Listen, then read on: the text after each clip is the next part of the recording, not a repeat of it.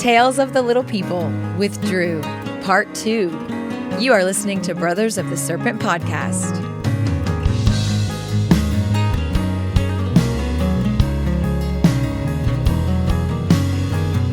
And welcome back, ladies and gentlemen, boys and girls, angels and demons and monsters and serpents. This is Brothers of the Serpent podcast, and we are coming to you not live from the 10x10x10 tangent cube of science, where we are nestled amongst the dusty bones of an ancient seabed high atop the Edwards Plateau. We got the sands of time going. We got the bell of significance. Is that what that's called? I don't know what it is. I like that. Sands of time. We got the bell. Sacred bell. Yeah, the sacred bell. And we have Drew back again for part 2 of Tales of the Little People, stories of the Fae and the She. And just like, we went through some of this again. We went through some of this earlier on in the podcast, and it's so strange, but it is interesting how this mythology mixes in, and you can see connections to, I think we were talking about this last episode about how maybe we have sort of separated these topics into multiple different things. Like it's Bigfoot, it's poltergeist, it's it's aliens, but a couple hundred years ago, it was all the fairies.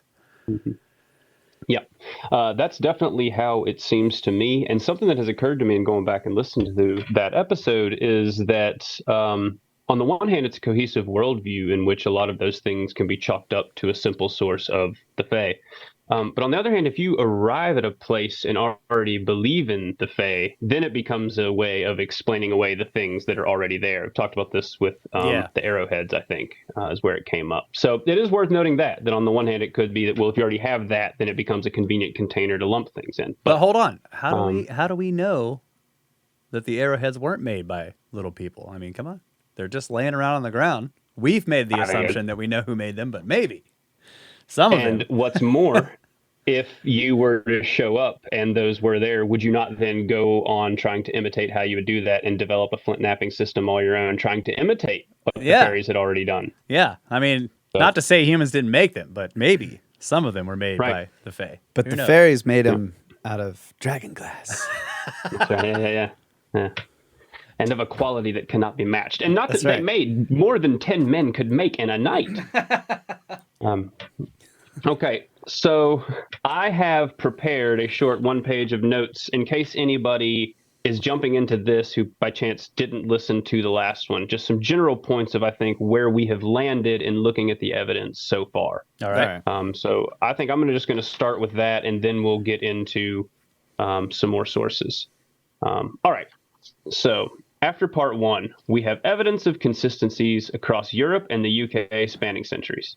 The little people are described as wearing particular colors, red, green, blue, and white being the most common.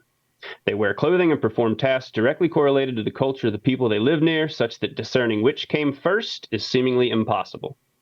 The little people consistently reward behavior that is orderly and consistent, especially regarding important aspects of life, stoves, baths, and food being primary examples.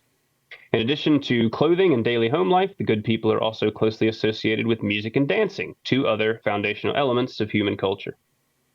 The culture and lifestyle of little people seemingly mirrors human culture with a clear hierarchy, relation to seasons, a reckoning of mortality. They die and they get injured. Scotty fell in the fire. There's no way around that. Yep. Money seems something they can acquire if desired, though it is unclear if that money is of much value to the good people. Little people are most active at night and have been known to do large amounts of work in a single night. Not everyone can see the little people, but the good folk are able to grant second sight or take it from people if they choose. Sometimes little people leave behind a physical thing like a cup or a flag, and that's usually revered. The little people live nearby and often within local land formations, such as ancient tumuli, waterways, and hillsides. Their bodies are described often with juxtapositions. They appear solid, but are hollow like a dough trough. Or they appear beautiful at first, but are quite ugly, or they appear the size of a young child, but with the face of a haggard old one. They're sometimes affiliated with making flint arrowheads. They're known to take people away forever into their fairyland, and historically, birds and little people have been at war. Those are the rough consistencies I've pulled out of all this so far. If y'all have any notes on that, any thoughts on that, that's where I think we've landed. And now we're going to move into some ideas of what people in the 19th century thought. Yeah, I guess the only other things I would add are, the other obvious ones, like they kidnap people. There's weird rituals surrounding them that are they. I don't know. It's the thing that strikes me a lot when reading these stories, and I've mentioned this before, is that the consistencies are strange in such a way where it's like you're like, this doesn't seem to be a product of somebody's imagination. And then there's consistencies across it that just make it interesting. Like, it makes you wonder if it's rooted in reality in some way. Like the eggshell, like, how you trick the changelings. Like they have these strange things. Like if you boil eggshells, then this thing that's pretending to be your baby will get so curious about why you're boiling eggshells that it will betray itself and say, "Why are you doing that?" And then you know that it's a changeling because suddenly a baby talks like an old man, right? And this is like, it's just strange details like that are thrown throughout these stories that make it very interesting. And then the thing with iron, Yeah. and like people wonder where did why did they seem to fade from the world? Well, a lot of the stories say that they detested iron. Well, iron became, it's everywhere now. It's in all the metals, steel. That's why we don't see the little. Yeah, people you're carrying anymore. devices around with steel, iron in it. So if they hated that, they're gone, or they've retreated. Yep. And then the mix with There's also weird things with food. There's always weird. Yeah. Like don't take like food and gifts and stuff from them. Or like And clothing. Yeah. Yep. 100% agree. So that's where we're at. I feel like we're on solid foundation to really begin talking about this, to really begin looking outside of Europe and the UK. I feel like we covered a lot of ground last episode, got a lot of examples out there. I feel like anybody not familiar with this is caught up pretty quickly, and we'll be moving on from this sort of outside of the UK and Europe soon enough. But first, let's talk about Mr. David McRitchie. And his very rational explanation of what all these stories are. All right. So this is from, I had to find one source for him. He's written multiple books, and he is referenced as giving speeches in some of these other authors I'm about to discuss. But I pulled this directly from his 1893 work. I'm guessing this is pronounced Fians, but it might be Fians, Fairies, and Picts by David McRitchie. He is very influential. A lot of what he said became the foundation a lot of people were working against and commenting against in the years to come. I think his is the pygmy theory. In fact, I think that's what it gets shorthanded as. But so here we go. First, quote the beginning of his argument. The general belief at the present day is that of the three designations here classed together, only that of the Picts is really historical. The Fians are regarded as merely legendary, perhaps altogether mythical beings, and the fairies as absolutely unreal. On the other hand, there are those who believe that the three terms all relate to historical people, closely akin to each other, if not actually one people under three names. To those acquainted with the views of the realists or euhemerists, it is necessary to explain that the popular definition of fairies as little people is one which that school is quite ready to accept. But the conception of such little people as tiny beings of aerial and ethereal nature, able to fly on a bat's back or to sip honey from the flowers where the bees suck, is regarded by the realists as simply the outcome of the imagination, working upon a basis of fact. An illustration of this position may be seen in the Far East. There's a tradition among the Ainos of northern Japan that they were preceded by a race of little people, only a few inches in height, whose pit dwellings they still point out. But the pottery and the skeletons associated with these habitations show that not only were their occupants of a stature to be measured by feet rather than by inches, but also that by reason of a certain anatomical peculiarity common to both, the traditional dwarfs were very clearly the ancestors of the Ainos, a race which, though now blended, was once distinctly a race of dwarves. If one is to believe the earliest Japanese pictures of them, Similarly, the dwarves of European tradition are believed to have had as real an origin as the little people of the Aino legend, at any rate by those who hold the realistic theory. So, just stop briefly. He calls it a realistic theory. This is the realistic view of it. I mean, that's beautiful, right? Yeah. Yeah. Okay.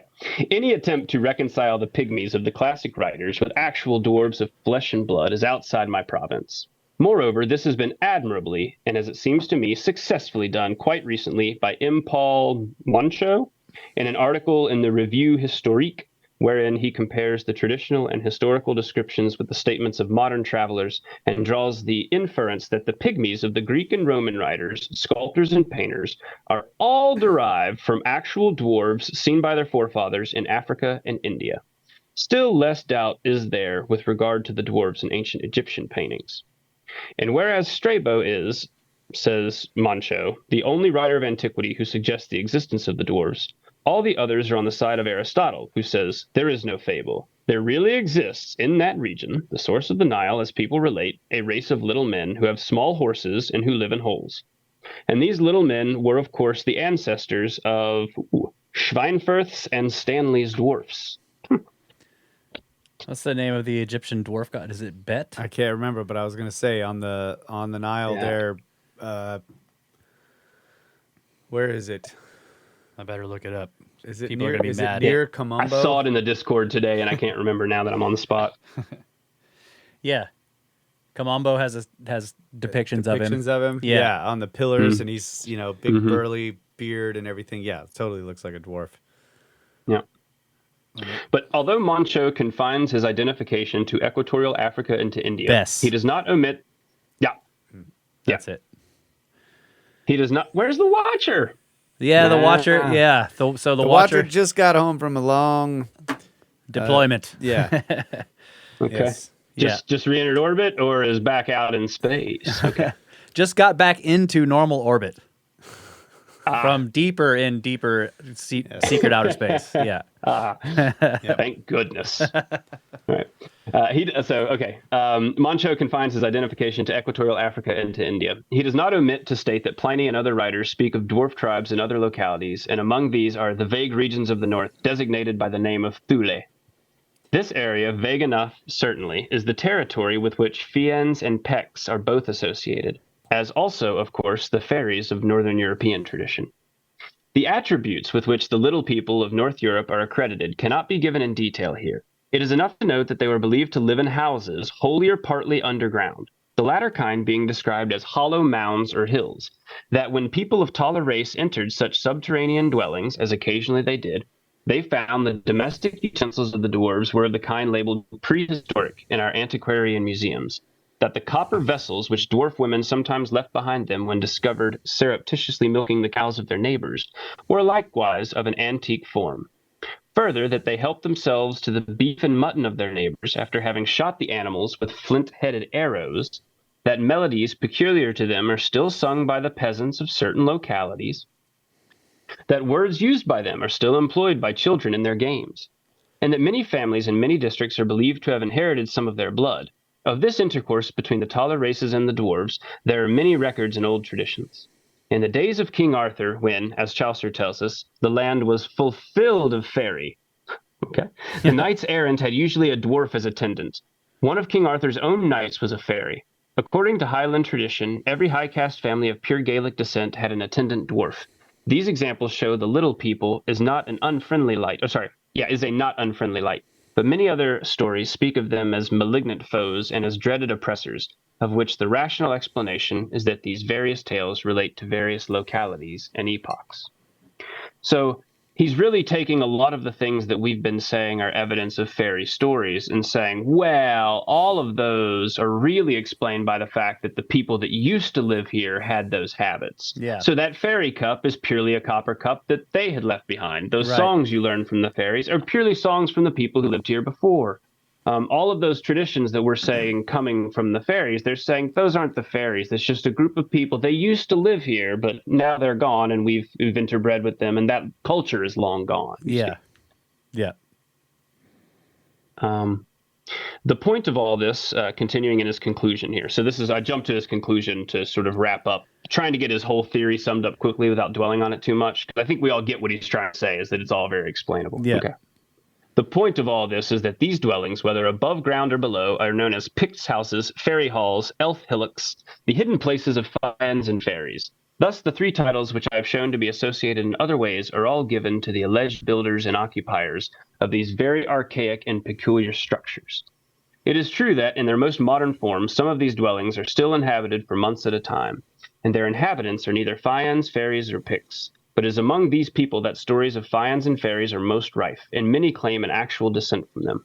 And although they are certainly not pygmies, yet they live in a district in which small type of the heterogeneous nation of ours is still quite discernible, and that part of the island of Lewis, which has longest retained these places as dwellings, is inhabited by a caste whom other Hebrideans described as small and regard as different from themselves.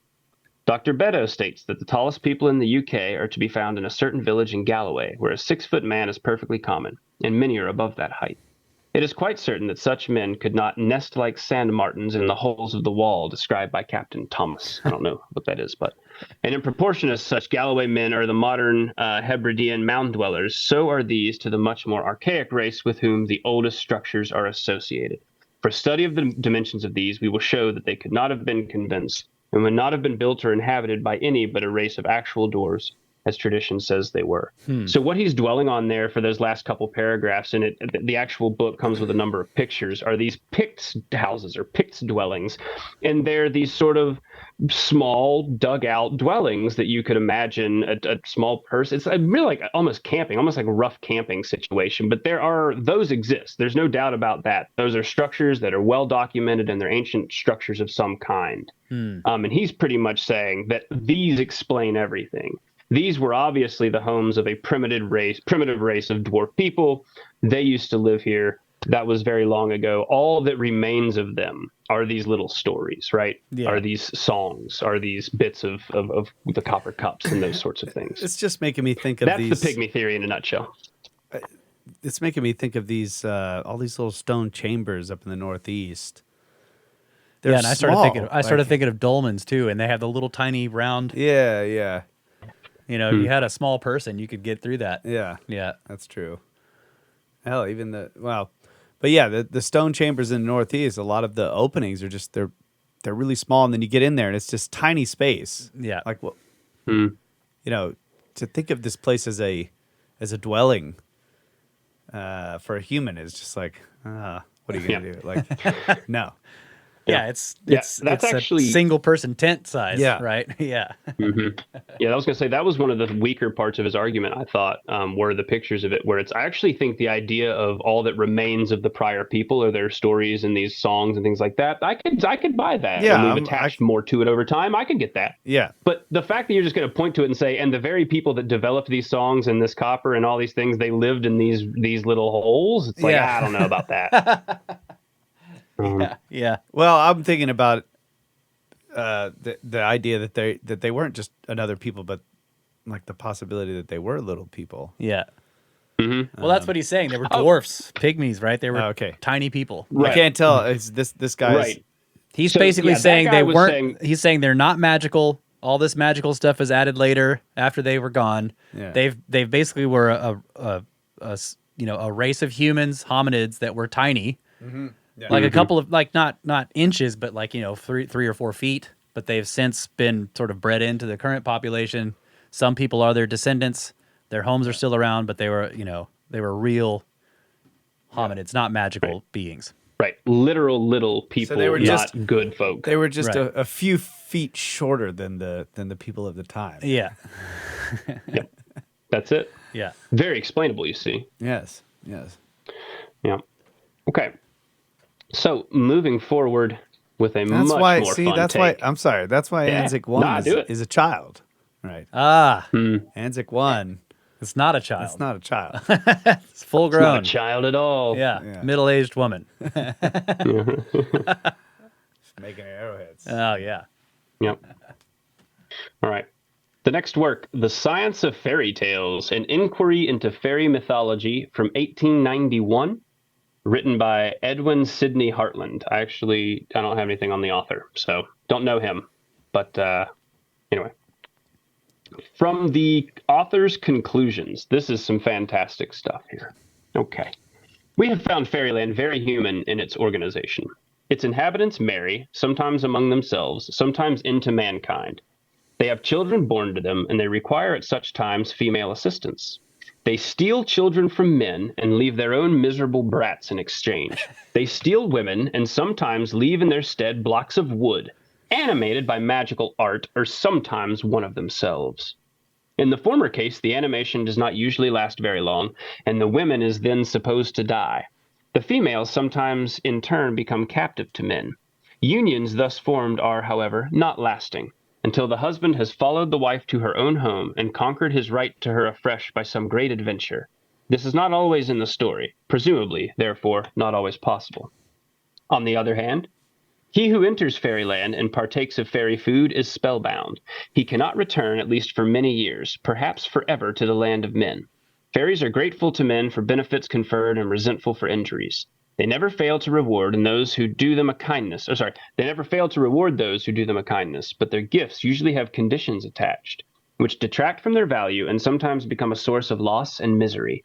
Nor do they forget to revenge themselves on those who offend them, and to watch them, when they do not desire to be manifested in a mortal offense. Their chief distinction from men is in their unbounded magical powers, whereof we have had several illustrations. They make things seem other than they are. They appear and disappear at will. They make long time seem short, or short time long. They change their own forms. They cast spells over mortals, and keep them spellbound for ages. Yeah. All these customs and all these powers are asserted of the fairies properly so called. And when we look at the superstitions of other races than the Celts and Teutons, to which our inquiries have been primarily directed, we find the same thing asserted of all sorts of creatures. Deities, ancestors, witches, ghosts, as well as animals of every kind are endowed by the belief of nations all over the world with powers precisely similar to those of the fairies, and with natures and social organizations corresponding with those of men. These beliefs can only be referred to the same origin as the fairy superstitions, and all arise out of the doctrine of spirits, the doctrine of transformations, and the belief in witchcraft, held by savage tribes. So, Edwin Sidney Hartland is on our squad. Absolute snake, bro. Absolute Sounds snake. like it. This is. I mean, this also reminds me of like, the jinn as described in the. I can't remember, lesser or greater key of Solomon or whatever. Solomon, I mean, they give you these gifts, and then but the gift has usually it costs more. It costs you more to accept the gift.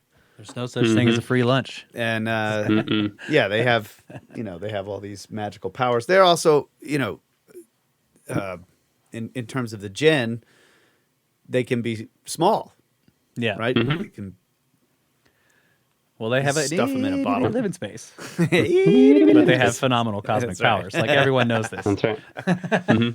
Yeah. So, I set that up there to now detail Edwin Sidney Hartland's takedown of Mac Ritchie. So the guy we just heard that said this is all very explainable, he's about to absolutely lay into him for 4 paragraphs. It's fantastic. Okay. But before him, he lays into this other guy named Liebrecht, or Liebrecht, I'm not sure. But I'm going to kind of summarize Liebrecht's theory real quick, just so we can include him taking it down. So the author then goes on at some length to discredit an author named Liebrecht.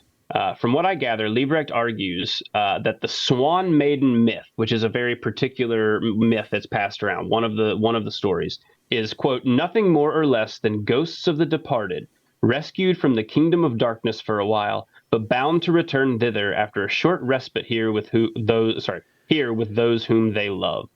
Liebrecht is arguing that the origins of this fairy lore lie in sublimating taboo subjects like death into stories where the taboo aspects are altered. So ghosts of the loved one become a swan maiden. So I couldn't find a good summary of Liebrecht, his theory, but that's effectively what he's saying. Okay. That these stories are taking subjects that are hard to talk about, that are hard to tell, and it may be even hard to tell children about, but hard to discuss, taking those and turning that taboo into a story that can be told. That's what he says is going on. And now let's listen to... I like the opposite way of doing it. You just take a normal, everyday story that people think, or everyday reality, and make it terrifying.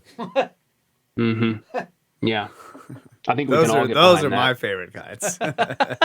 You know what I'm saying? Yeah. You probably do. All right, so Liebrecht's theory. So this is children. Yeah. Oh yeah. Yeah. You see that thing in the sky? Yeah. It's killing us all very slowly. Sorry. But it loves us. And it wants us to be happy. Okay. So Liebrecht being taken down by Edwin Sidney Hartland. Liebrecht's theory is indeed an admirable illustration of the danger of reasoning without a sufficiently wide area of induction. Liebrecht's mistake on the present occasion was twofold. He only dealt with one, or at most two types of a myth, and he ignored the savage variants. Had he taken into consideration other types, such as Hassan, the Marquis of the Sun, the Star's Daughter, those are variations of the swan myth, so they're other tellings of that same story. Okay. Had he been aware of these savage variants all over the world, he would not have formed a theory so inconsistent with the facts, and so little fitted to solve the problems propounded, not merely by the phenomena of the Swan Maiden group, but by those of other tales in which supernatural beings intervene. So he's pretty much saying, like, yeah, if you cherry pick your evidence, that sounds reasonable, but if you look at the breadth of evidence, that's nonsense. Yeah. This reminds me of something Bosley talked about the destruction of the philosopher scientists, like the loss of these kind of people that happened at the end of the, I guess, what was it, the end of the Renaissance? But they were philosophers, like alchemists, but also trying to use empirical studies and everything like that. But they were well versed in mythology and all this kind of stuff, and that went away. And then you had this like long period where compartmentalization. And there was a long period where they spent a lot of time like, let's look at these old stories and just from the modern view, take them down using science. Like basically the first sculptards were born during this, right?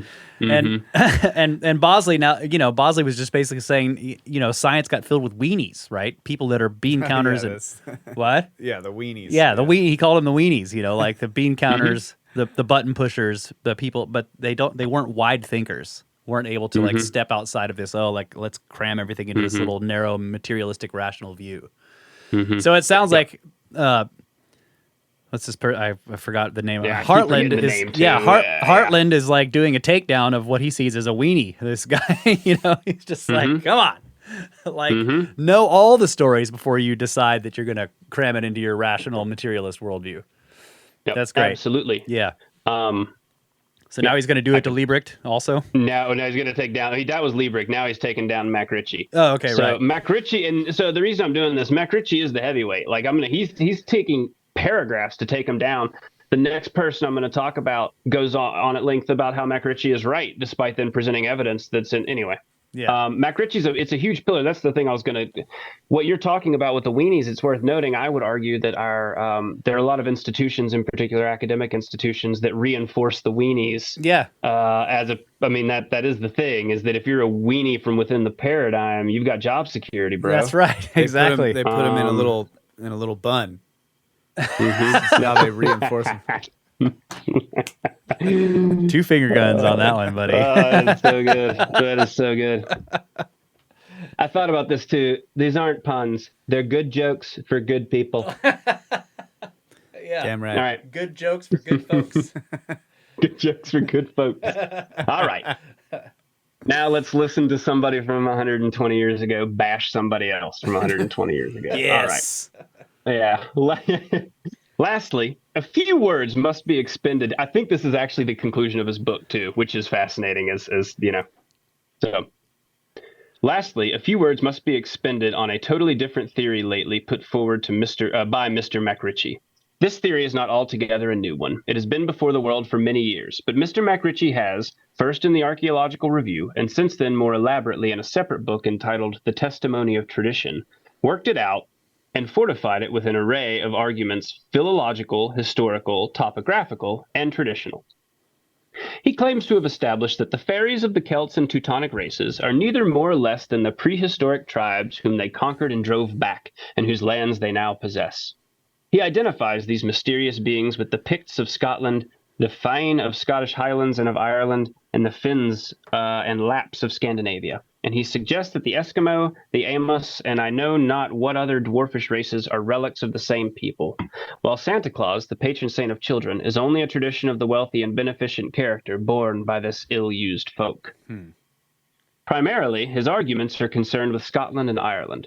He builds much on the howls or barrows, called in Scotland pict houses, which in both countries bear the reputation for being the haunt the haunt of fairies or dwarves, and some of which seem to have been in fact dwelling places. He quotes Dr. Carl Blinn to show that Finns intermarried with the Shetlanders, and that they were believed to come over in the form of seals, casting aside their sealskins when they landed. In this connection, he relates how the Finn women were captured by taking possession of their sealskins, without which they could not get away from their captors.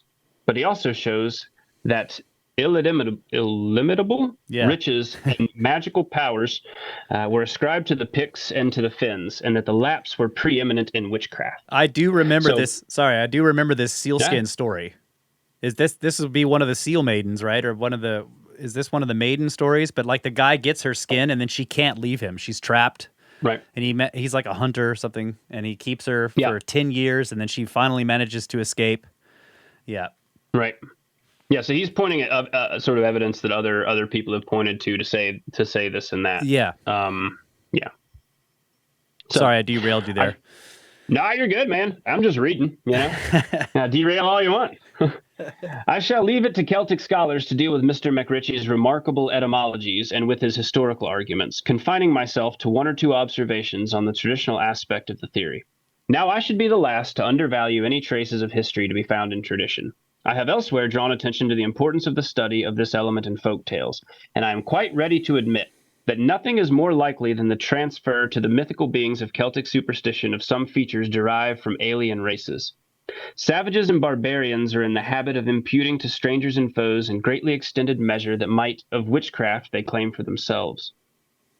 And the wider the differences between themselves and the foreigners, the more mysterious to them are the habits and appearance of the latter, and the more powerful do they believe them. All this might account for many details that we are told concerning the dwarves, the Picts, the Finns, or by whatever other names the elvish race may have been known to Scots and Irishmen. But further than this I cannot go with Mr. MacRitchie.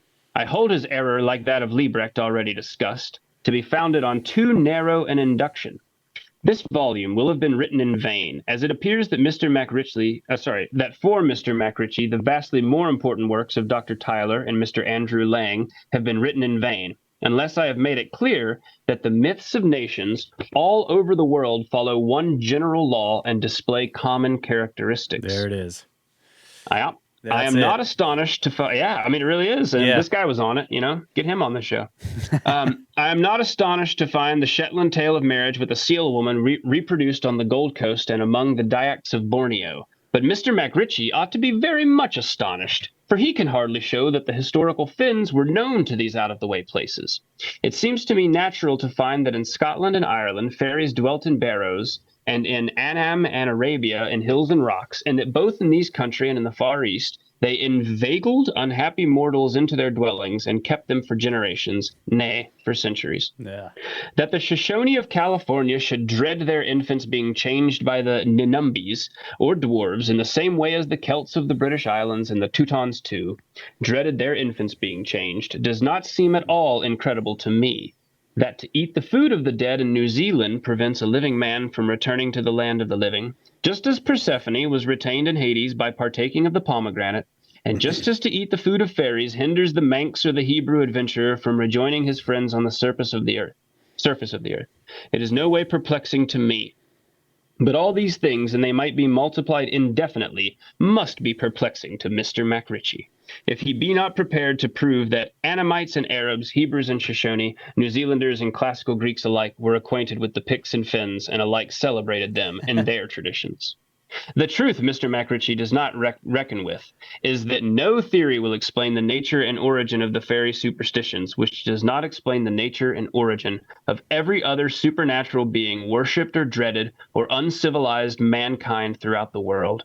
And until he shall address himself to this task, however ingenious, his guesses, however amusing his philology, however delightfully wild his literary and historical arguments, he will not succeed in convincing any serious student. Man. Destroyed. Where's my... I mean...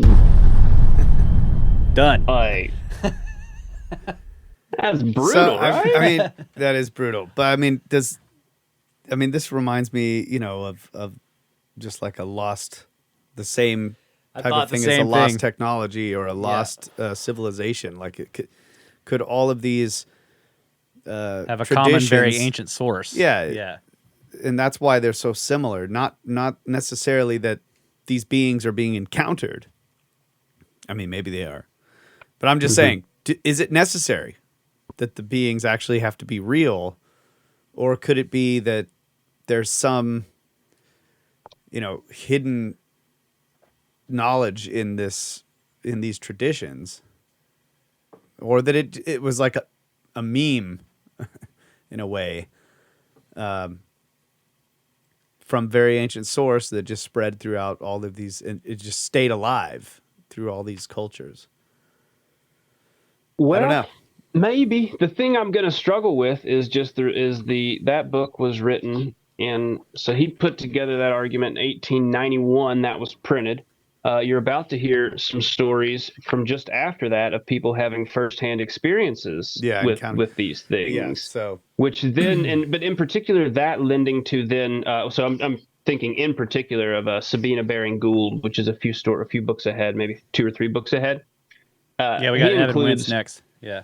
Right. Yeah. So we got to touch on that, of course. But Sabina Baring Gould, when it comes up, and I will definitely dwell on this because Sabina Baring Gould lays out 3 incidents that happened to people he knows, and then Sir Arthur Conan Doyle references that right after. So it's really big to sort of the construction of what's happening.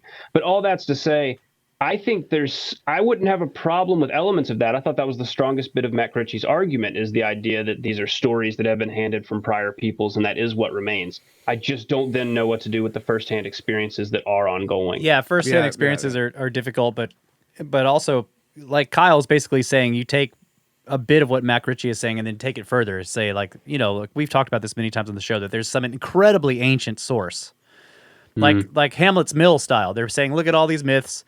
They all over the world, they have all these common elements. The only rational explanation is that they all stem from some common, very ancient source of some civilization that's completely lost. Right.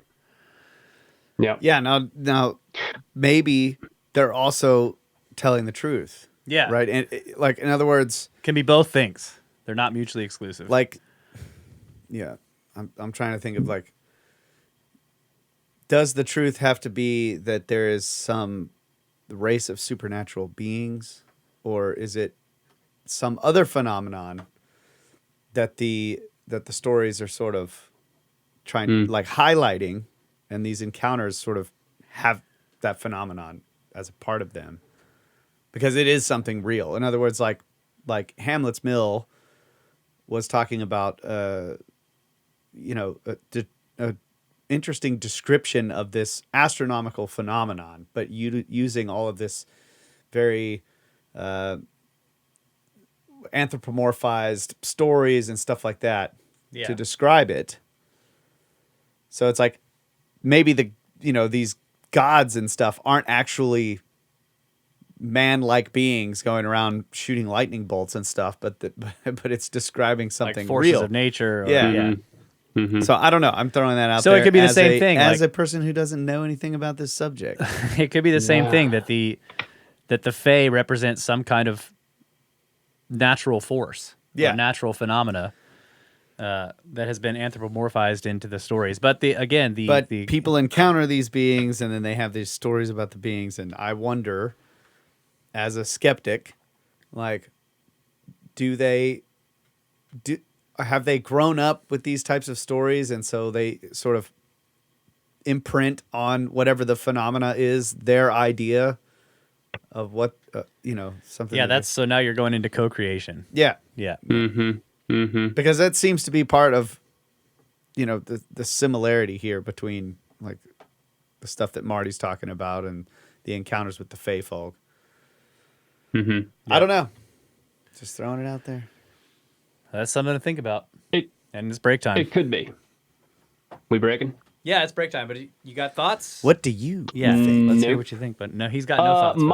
I'm thoughtless. My only real thought with that, well, two of them. We'll do this in 2 thoughts. I have no problem believing in a natural phenomena that is hard to explain and consistent but infrequent, and the sort of thing that then gets anthropomorphized when it's told. Yeah. I even could go so far as imagining a natural phenomenon that can suddenly manifest in a way that visually looks a lot like a human in some bizarre way. I don't know how, but maybe, Yeah. right? Yeah, so maybe I could see that. I don't have a problem with that for sure. I had one other point, and now I've lost it. Well, it is a question. Is like, are there phenomena that you can encounter? Yeah, but I'll say this: like, are there phenomena that you can encounter that are so strange that the only way you can remember them is to sort of Right. anthropomorphize them? Like, in other words, it is a co-creation. It may be happening completely in your head. Like, Right. again, I would reference the story of, what was that guy's name? There was a documentary made about him, and he apparently encounters some craft with beings on it, but he talks about his grandfather, and he talks about the thing being like a house or That was a the tractor. Witness to Another World. Yeah, I Witness believe to was the Another name of World. it. Like he uses, but this may be just a problem with translation. He's trying to describe it, and these are the words he knows, and then that's what gets embedded to the story. So he says it's kind of like a house or a tractor, and that's his way of saying it's a big machine that people are inside of, right? And I wouldn't have a problem extending that all the way to when this phenomena shows up, you can co-create it into looking like a little human who's dressed kind of like someone like you. Yeah. I could see that if it's going to be a house, if you're going all the way and that's part of nature, that's a natural phenomena, however inconsistent or you know what I mean? Yeah. I could see that. I wouldn't have a problem with that. I would then want to set up a new set of like experiments to figure out what in the hell that means. Yeah. Because that's bizarre and hard to wrap your head around. And it could the other be. thought I had that. Oh, go ahead. ahead. Okay. All right. Well, it could be pure, like, interactions between consciousness. That's the other thing, is like, if you want to go in that direction, like, is there a consciousness to nature and the earth itself? Sure. And even could a place of tumult, right? Yeah. Could it have an egregore that's sitting there waiting? Yeah. And when things are right, your consciousness and the consciousness of the egregore that sits there from all the human experience that has collected, could that manifest itself into some way? Yeah. I mean, it's ridiculous, and I feel like, hey, I could buy that. Yeah, I could totally buy yeah. that, Russ. It's Right. reasonable. Sure. Yeah. We could, Sure. That's great. It's definitely Yeah. a possibility. Yeah. No, my thought was going back to your question of could there be an ancient civilization as the source of all this that explains the consistency? The only problem I have with that is the inclusion of the word lost. I would argue that's entirely possible, but that's an ancient civilization that ain't gone nowhere. Because we're still experiencing it. Yeah. We're still experiencing it consistently across society. Now, we may not be experiencing it or revering it in quite the same way, and it may not be spread around the population in quite the same way. But I would argue whatever it is, as ancient as it might be, it's alive and well. Well, I've yeah, got but evidence for that later. the civilization that described it is lost. That's what I was meaning. Right. The phenomena they were describing is still around. That's the difference there. Well, but they seem to be some people today still experiencing it, still experience it with the same sorts of weirdness that, you know what I mean? It's Exactly. That's what I'm saying. Yeah. It's Yeah. yeah. All right. So if it is, it's still here. We'll take a break, and we'll have more on that when we get back. Yeah.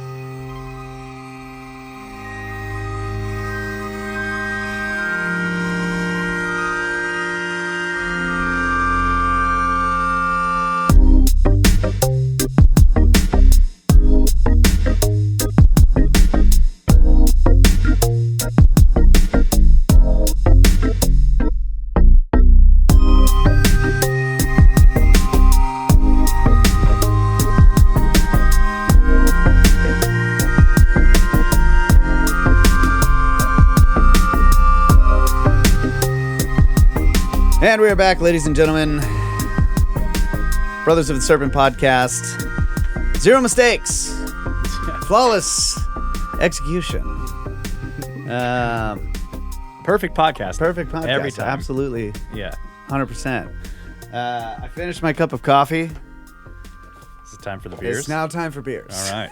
Good deal. I had Time, a long day at work, and I had to wake up before drinking the downer. Did you want one? Sure. Okay. Damn it. It's one less for me. It's just one. All I need is one. Quick shout out to Red Panther Brewing Company in the Mississippi Delta. Ooh, Hey. that sounds good. Um, Send us some beers. yeah, it's a fairly new brewery, just opened up, but I have thought about that. I wouldn't mind doing that. Is that legal? Anyway, cheers, everybody. Cheers. So, all right, I have Wow, to you bring got this. that shipped all the way to Maine? That's amazing, bro. Shout out to the brewers, man. Yeah. Absolutely. Okay, so I got to bring this up. Just doing my job, folks. But so, when was schizophrenia first? I don't know what you would call it. Like Diagnosed, invented, Identified. Identified as a disorder that was labeled and known as such, and made it into whatever Exactly. the AMA thing or whatever it's called. Exactly. So how do we know? Like, it goes both ways. Like, how do we know that schizophrenia, or I don't know, maybe it's what I'm talking about is people that see other people and interact with things that are not there for everybody else, right? Mm-hmm. So are those people actually engaging with reality in some other realm that the rest of us are not aware of?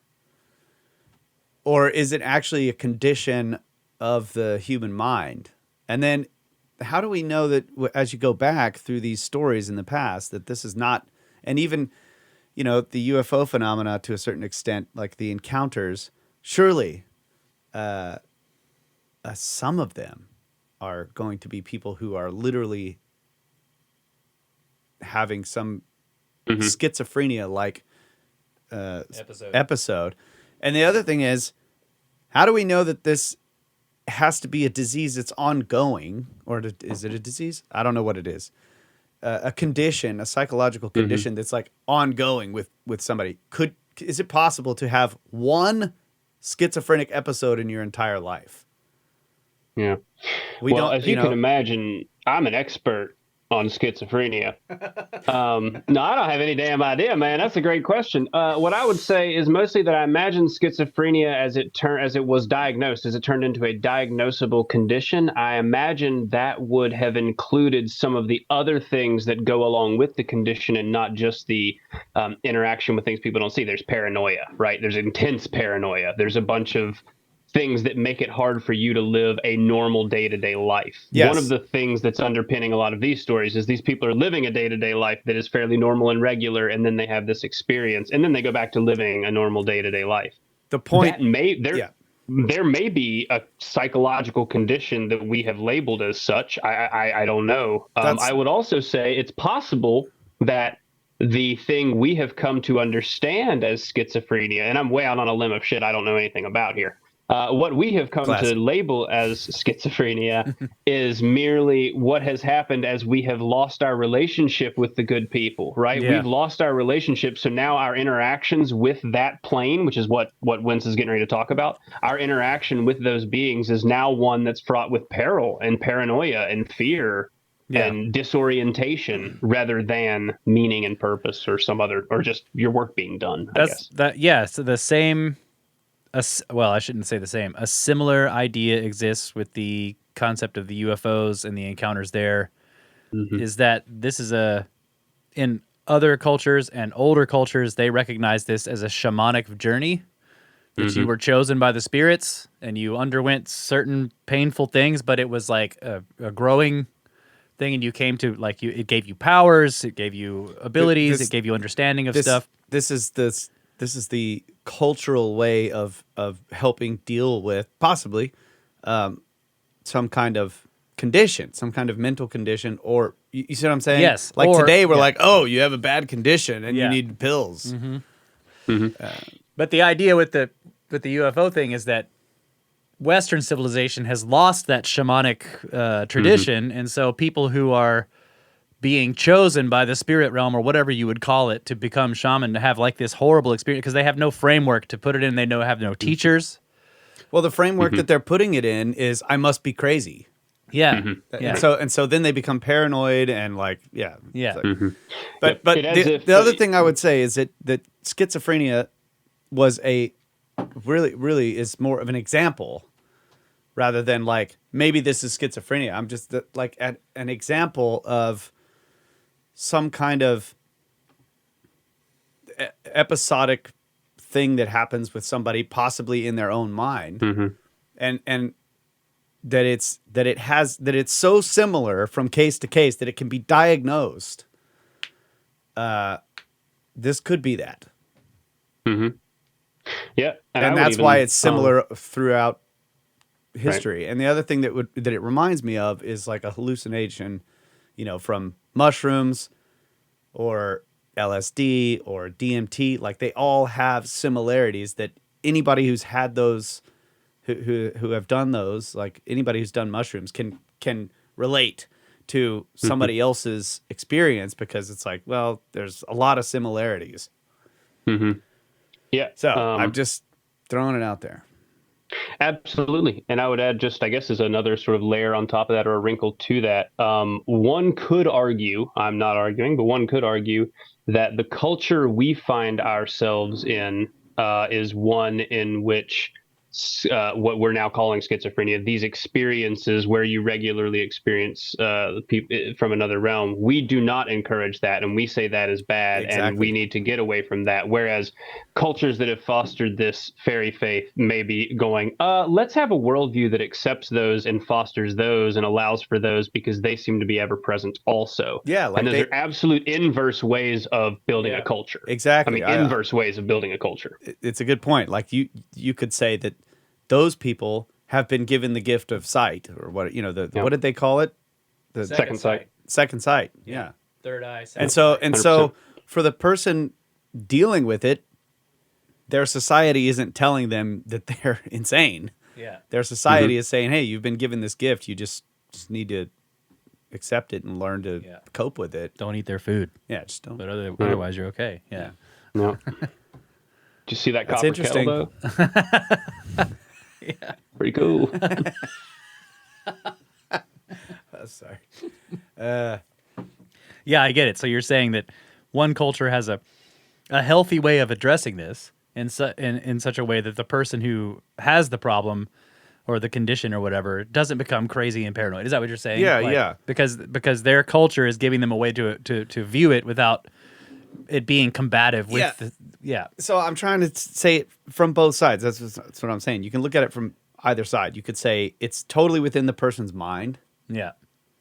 And in which case, the old culture that developed a sort of folklore around it still was helping deal with the condition in a more in a healthy positive way. Yeah. Or that it is really something, and today we're just telling the people you're insane. Yeah, you're crazy. Yeah. Right. Both ways bad. our civilization reacts to it are bad. Yeah. It doesn't matter if it's Yeah. Okay, I get it. Yeah, good point.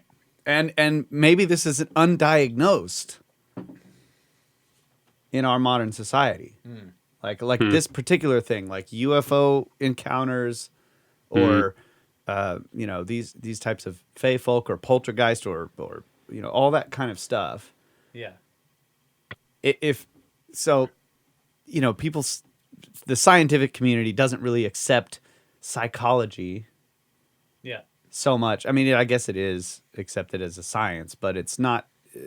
Soft science. Like soft science. Like the physicists are like, yes, right. Yeah.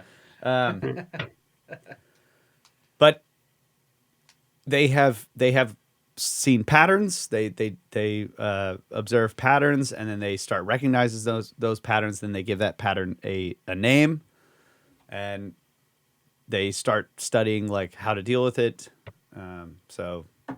Maybe this is just another set of patterns that hasn't really been. See, modern day psychologists probably look at that and it's just like, it's just a bunch of old fairy tales. Seriously. Yeah. And I would also point out that both the shamanic cultures and our modern one choose to deal with this situation with drugs. It's just that the shamanic one is like, we'll give you drugs to make it more happen more, and ours is like, we'll give you drugs to make it stop. Right. Yeah. Excellent. I also really like the idea of like second sightism becoming a diagnosable condition so that we can finally get some commercials on TV. Like, symptoms include seeing Sasquatch, missing time, mantis Dude, people in your night. You know what I mean? Like, Yes. let's diagnose it. There are some pretty freaky schizophrenia commercials. Like, Oh, really? yeah. Do you remember that? Man, there was I the haven't seen TV now in years, but well, I didn't all either, right. but I heard it on a podcast. Like, it's a clip from the television commercial on a podcast. But it was like, do you hear voices? And then you like this you can hear, like, they put all these scary voices in the background. It's like, and it's, some drug they're promoting. Yeah, It's crazy. seems reasonable to me. So yeah, what you're saying is actually does happen. Yeah, I believe it. All right. So we're going to jump into a book you may have heard of, The Fairy Faith in Celtic Countries. Never heard by of it. W.Y. Evans Wentz. This is definitely, hands down, if you're going to read a book on this stuff, this has got to be the source to go to. If you're going to read just one, it's fantastic. It's well written. I'm going to talk about the author for just a second too, but this is a book. You can send this one to normies and people with degrees because it's an academic book, and it's full of fantastic stuff that we're going to discuss. I haven't done too many of the stories from this. I actually have it noted here. Brothers of the Serpent, episode 71. Yeah. For further discussion on this book. All right. So I'm going to hop in and describe a little bit about Mr. Evans Wentz. So this is his Oxford doctoral thesis. Hold on. The heart of the book is We don't hop in on this We don't podcast. hop. Shit. Yeah. We don't pop in. We don't hop up. Right. Yeah. Right. Right. Allow me to is slither serious. into the text. Oh, yeah. here. There we go. All right. Yeah. Good. Got to keep me on my toes. No. On your Scales. toe, just one toe. On my toe. All right. The heart of this book is the ethnographic fieldwork conducted by Evans Wentz, an invaluable snapshot of the fairy belief system taken just at the cusp of modernity. There are regional surveys of the fairy faith in Ireland, Wales, Scotland, Brittany, and the Isle of Man. Evans Wentz later went on to become one of the leading authorities on Buddhism and published many of the key documents of Tibetan Buddhism, including the Tibetan Book of the Dead. That's just worth noting. Yeah. This dude's awesome. He examines each of the hypothetical explanations of the fairy phenomena. Among these are the theories that fairies were a reclusive race of dwarves, that they are disembodied spirits, or that they are figments of our imagination. We come away from the study with a multidimensional view of the fairies who, much like the gray aliens of UFO belief, inhabit a narrative which seems too consistent to be the product of insanity, yet too bizarre for conventional explanation. That's from the dude who runs sacredtext.com, but I thought it was a pretty reasonable explanation of where we're at. Yeah, I like that last sentence there. Too consistent to be the product of insanity. Mm-hmm. Yeah. Yep.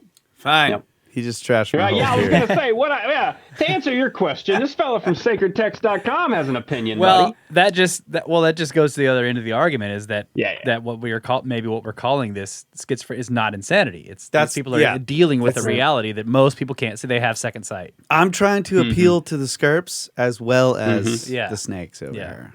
Right. Like, it's Wow. let's because we can come together on this, right? Yeah. We just need if there's to anything we can agree on, it's the good people. We can just change the way we deal with these conditions or realities in a positive way. All the work will be done in the night. Yeah. The excerpt I'm about to quote is from Section 3, The Cult of Gods, Spirits, Fairies, and the Dead, specifically Chapter 8, called The Testimony of Archaeology. The chapter begins. In this chapter, we propose to deal with the popular belief among Celtic peoples that tumuli, dolmens, menhirs, and in fact most megalithic monuments, prehistoric or historic, are either the abodes or else the favorite haunts of various orders of fairies, of pixies in Cornwall, of corrigans in Brittany, of little spirits like pygmies, of spirits like mortals in stature, of goblins, of demons, and of ghosts. Interesting attempts have been made to explain this folk belief by means of the pygmy theory of fairies, and this folk belief appears to be almost the chief one upon which the theory depends. As was pointed out in the introduction, possibly one of the many threads interwoven into the complex fabric of the fairy faith round an original psychical pattern may have been bequeathed by a folk memory of some unknown, perhaps pygmy races, which may have inhabited underground places like those in certain tumuli. But even though the pygmy theory were altogether accepted by us, the problem we are to consider would still be an unsolved one. For how explain by the pygmy theory why the folk memory should always run in psychical channels, and not alone in Celtic lands, but throughout Europe, and even in Australia, America, Africa, and India? Archaeological researchers have now made it clear that many of the great tumuli covering dolmens or subterranean chambers, like that of Mont Saint-Michel at Karnak, for example, were religious and funeral in their purposes from the first, and therefore the pygmy theory is far from a satisfactory or adequate explanation. To use the inquiry is similar to an investigation into the reasons why ghosts should haunt a house, whereas the supporters of the pygmy theory forget the ghosts and tell all about the people who may or may never have lived in the haunted house and who built it. The megaliths, in the plain language of the folk belief, are haunted by fairies, pixies, korrigans, ghosts, and various sorts of invisible beings. Like the Psychical Research Society, we believe there may be, or actually are, invisible beings like ghosts, and so propose to conduct our investigation from that point of view. If there's no comments on that, I'm just going to keep plowing through for his description of this. I give him a lot of credit for trying to offer up an explanation. We can discuss it once we get through it here. That's the author's response to the ideas put forth. I'm just going to skip. Am I saying anything important here? Nah. All right, moving on. Quoting him. You don't need what I said. We'll just quote the author. All right. There seems to have been always and everywhere, or nearly so, a belief in a race, neither divine nor human, but very like to human beings, who existed on a plane different from that of humans, though occupying the same space. This has been called the astral or the fourth dimensional plane. Why astral? Why fourth dimensional? Why plane? Are questions the answers to which do not matter. And I do not attempt to defend the terms, but you must call it something. I like that. This is the belief to which Scott refers in the introduction to The Monastery as the beautiful but almost forgotten theory of astral spirits or creatures of the elements, surpassing human beings in knowledge and power, but inferior to them as being subject, after a certain space of years, to a death which is to them annihilation. The subdivisions and elaborations of the subject by Paracelsus, the Rosicrucians, and the modern Theosophists are no doubt amplifications of that popular belief, which, though rather undefined, resembles the theory of these mystics in its main outlines, and was probably what suggested it to them. These beings are held to be normally imperceptible to human senses, but conditions may arise in which the astral plane of the elementals and that part of the physical plane in which, if one may so express it, some human being happens to be, may be in such a relation to one another that these and other spirits may be seen and heard. Some such condition is perhaps described in the story of Balaam the soothsayer, in that incident when the Lord opened the eyes of the young man, and he saw, and behold, the mountain was full of horses and chariots of fire round about Elisha, and possibly also in the mysterious sound of a going in the tops of the mulberry trees, which David heard. But no doubt in these cases it was angels and not elementals. It may also be allowable to suggest without irreverence that the gospel stories of the Transfiguration and Ascension are connected with the same idea, though the latter is expressed in the form of the geocentric theory of the universe. The Cornish Pisky stories are largely made up of instances of contact between the two planes, sometimes accidental, sometimes deliberately induced by incantations or magic eye salve. Yet with these stories are often mingled incidents that are not preternatural at all. How, when, and why this belief arose, I do not pretend even to conjecture. But there it is, and though of course the holders of it do not talk about planes, that is very much the notion which they appear to have. I do not think that the Piskies were ever definitely held to the spirits of the dead, or held to be the spirits of the dead. And while a certain confusion has arisen, as some of Mr. Wynne's informant show, I think it belongs to the confused eschatology of modern Protestants. To a pre-Reformation Cornishman, or indeed to any other Catholic, the idea was unthinkable. Oh boy.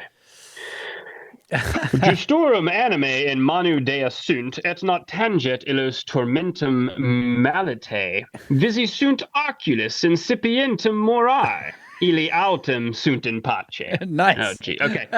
So that was Latin. I took a real hard swing at that guy. So anyway, that was Latin. I translated that via the Googles as, the souls of the righteous are in the hand of God, and the torment of malice shall not touch them. They were seen to die by the eyes of fools, but they are in peace. Anyway, that and the transmigration of the souls of the faithful departed into another order of beings, not disembodied, because never embodied was to them impossible. Such a notion is on par with the quaint but very usual hope of the modern evangelical Christian, so beautifully expressed in one of Hans Andersen's stories that his departed friends are promoted to be angels. There may be, perhaps, an idea, as there certainly is in the Breton death faith, that the spirits of the faithful dead are all around us, and are not wrapped away in a distant paradise of purgatory. This may be a pre-Christian origin, but does not contradict any article of the Christian faith. The warnings, apparitions, and hauntings, the calling of the dead at sea, and other details of Cornish death legends seem to point to a conception of a plane of the dead, similar to, but not necessarily identical with that of the elementals. Under some quite undefined conditions, contact may occur with the physical plane, whence the alleged incidents. But this Cornish death faith, though sometimes, as commonly in Brittany, presenting similar phenomena, has in itself nothing to do with piskies. And as for the unfaithful departed, their destination was also well understood, and it was not fairyland. There are possible connecting links in the not very common idea that piskies are the souls of unbaptized children, and in the more common notion that the Pobelveen are not the disembodied spirits, but the living souls and bodies of old pagans, who, refusing Christianity, are miraculously preserved alive, but are condemned to decrease in size until they vanish altogether. Some authorities hold that this is the race and not the individual, which dwindles from generation to generation.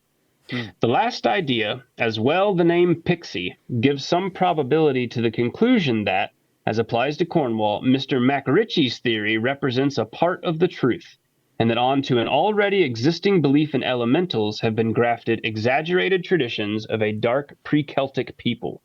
These were not necessarily pygmies, but smaller than Celts, and may have survived for a long time in forests and hill countries, sometimes friendly to the taller race, whence come the stories of piskies, working for farmers, sometimes hostile, which may account for the legends of changelings and other mischievous tricks. So he seems to go both ways there, right? Yes. Yeah. Yeah. I think that is evidence. That's a smart fella right there. Yeah. Very, very much better educated certainly than myself. Probably better educated cumulatively than the three of us put together. He walked all over and did a bunch of ethnographic research. He read everything there was to read about it, and that is what he wound up with. There's another plane. Some of them are people who died. Some of them are unbaptized Christians, and sometimes you interact with them. Yeah. That's as good a guess as any, I guess. Yeah, and that the other point that he makes here is that there was like a kind of a confusion with the advent of Christianity, and I think you pointed this out in the previous episode. But that that the older legends are not saying that these things are dead people. There may be some kind of similarity because there seems to be a plane where some spirits of the dead may end up, but they aren't the fairies, right? That the fairies are a distinct thing, and like he points it out in like that in the same way that angels have never been embodied in a human body, right? The old beliefs in the fairies never thought that they were ever humans at one time. Yep. That they've always been in this halfway sort of in between the divine and the mortal. Mm-hmm. Yeah, he's definitely working with some sort of an understanding or a paradigm of a hierarchy of beings that is itself hard for me to wrap my head around. Yeah. I sort of understand that he's using a body of evidence to arrive at a conclusion that fits the evidence, and so I give him a lot of credit for that. But it's still a bit of like, what in the hell have you really told me here? Yeah. You know? And what do I do with that? You know? Like, if you don't have second sight, you don't have to do anything with it, I guess. I don't know. I guess. I Yeah. mean, like, Yeah. that's the other thing is like, that's interesting about this. If we just take for granted, for sake of argument, that these things are describing something that does exist, that is a real thing, and it is on some other plane, you know, like you said, like whatever words you want to use, fourth dimension, astral, what, it doesn't matter. You're trying to describe something that's different from this material realm where we live. Well, if this thing is real, how does that affect everyday life for people who can't see them or interact with them? Does it? And I would say that the effects are there, but they're different than the effects it would have on somebody who can directly interact. Like somebody who has the second sight, who can see them clearly, it would have an effect on them in their mind. It changes their life sometimes. Like people who have UFO encounters, it totally upends their life. Sometimes it gives them abilities or makes them able to see it more. But for all of the rest of us who can't or don't have the second sight, we're surrounded by the culture. And there's all of these subtle influences, you know, just embedded in the everyday world. Remember the episode with Laird Scranton where he was talking about how like there's these cycles where the two worlds are like merging together and then separating apart, and like there's I'm always trying to think of like how does this work, you know? Like, yeah, the stories are great, but my brain always goes to like, okay, if both of us are in the room and you can see this thing and hear it and I can't, then it's not making sound or light, right? So this is, are we really just describing something that's directly interacting with your mind, or is there some whole other physics going on that is, and then suddenly your body has the ability to like pick up this other waveform passing through a medium, and then your brain just sends that like, well, let's just jam that right where the optic nerve should be, and you think you're seeing it. Like, I don't know. I just, it's hard for me to accept that that's what's going on. Right. I think Wentz is. Oh, good. Well, I'm comparing it like right now into the idea of like hallucinations from psilocybin, for example, that I can see stuff that's not actually there, right? But so what does that mean? Is it purely in my mind, or is that some other? Is this just, you know, like who is the one that's just like detuning your brain or tuning your brain to a different channel? Oh yeah, that's I can't. Spirit molecule guy. Yes, but you know, you could set up all these Straussman. instruments and you could record it, and of course the instruments won't pick up what I'm seeing. So it's like, what is really going on? Is the interaction out in the world and you're picking it up, or is it directly through your consciousness that this engagement is happening? And that's why it gets even weirder with the fairy stories where like they want a midwife, right? And he's like, but in order to, so they sense a servant, somebody who has a human with second sight, and the servant is like, you have to put this salve under, like rub it under this eye, and then that eye can see the fairy realm while the salve is there, right? Yeah. But only that eye. And then, of course, the woman, a lot of the stories, the woman goes and she delivers the baby, and then the fairy lord, the one whose baby was being delivered, like plucks her eye out before sending her back because he doesn't want her to see it anymore. Golly, just wipe the salve off. No, just he's like pulls it out of there. Jeez. Last time I help you. But yeah, the other aspect of, you know, that I'm thinking about is this idea of these merging worlds and then diverging over time. And you know, the fact that, like what you're saying, that it doesn't affect everybody, except that the lore and these traditions are like heavily embedded in every single society on the planet. Yeah. Is this a remnant from a time when the worlds were merged? Merged. Yeah. Okay.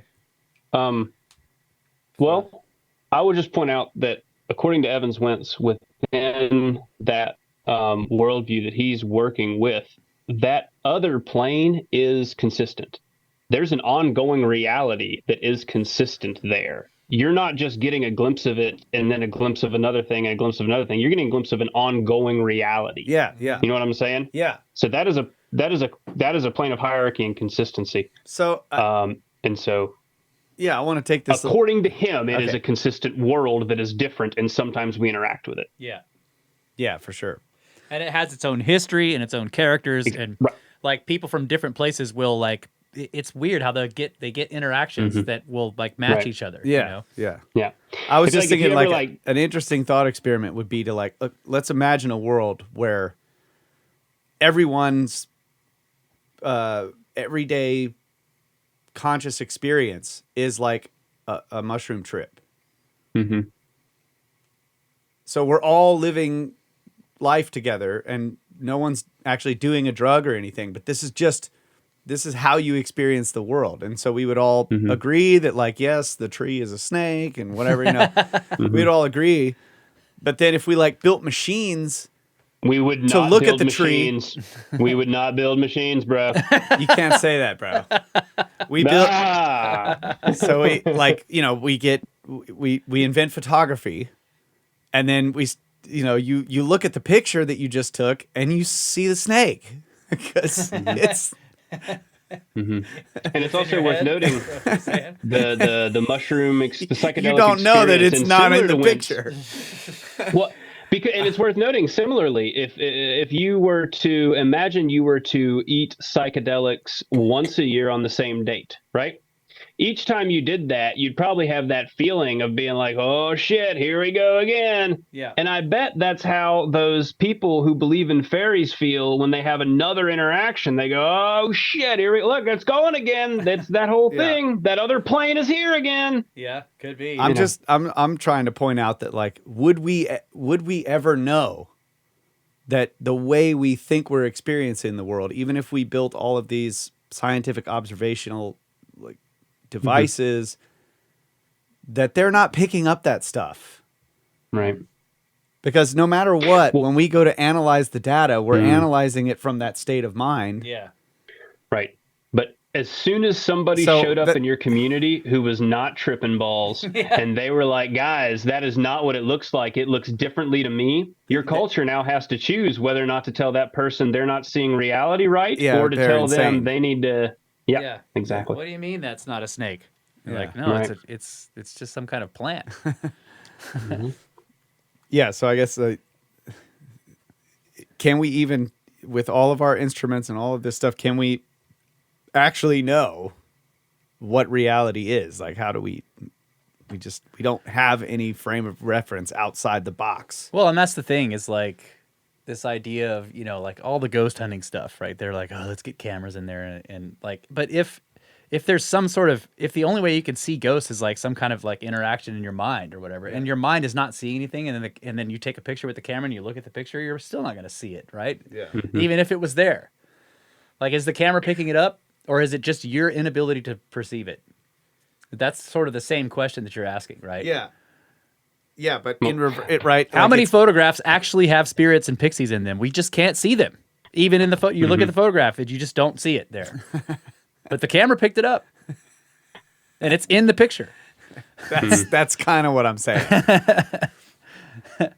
That's why all the UFOs and the Bigfoots are all fuzzy, it's right? easier- Because we're actually not able to perceive it.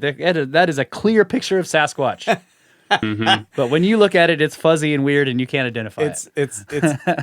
It's harder to, well, like, how do I say this? It's like you're saying that like we're not seeing something that's there, and I'm saying it would be. That's why I'm putting it in this other way. That it's like because our state of mind is adding these features to reality. Yeah. And like the feature could be like you're saying, like a block, like a wall. Yeah.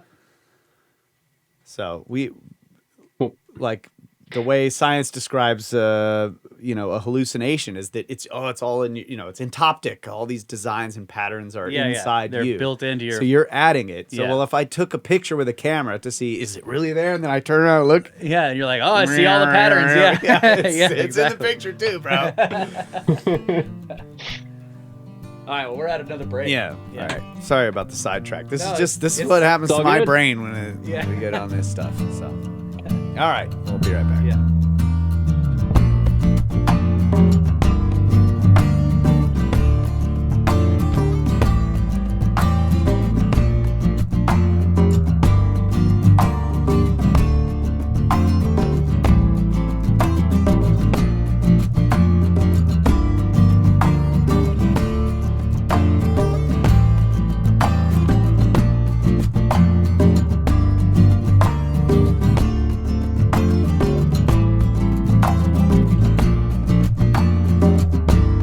And we are back, ladies and gentlemen, second half of the show.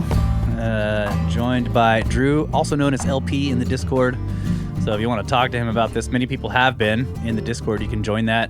Hop on to brothersoftheserpent.com. Look for the Discord link. There's a little connect button there.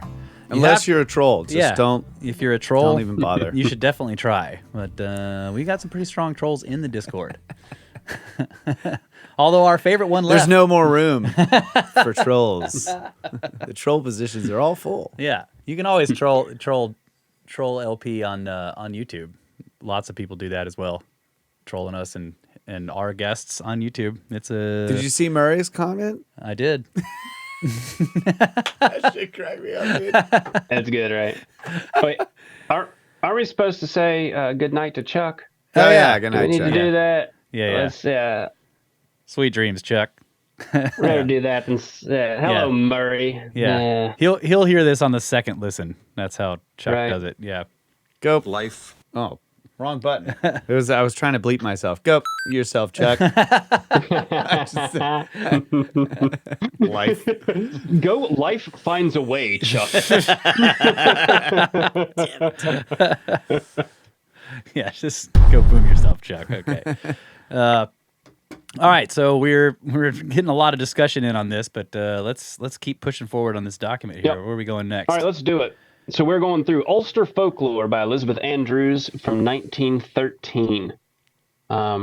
Recording. Oh, and let me just mention this because in the stories below. Rushes are plants.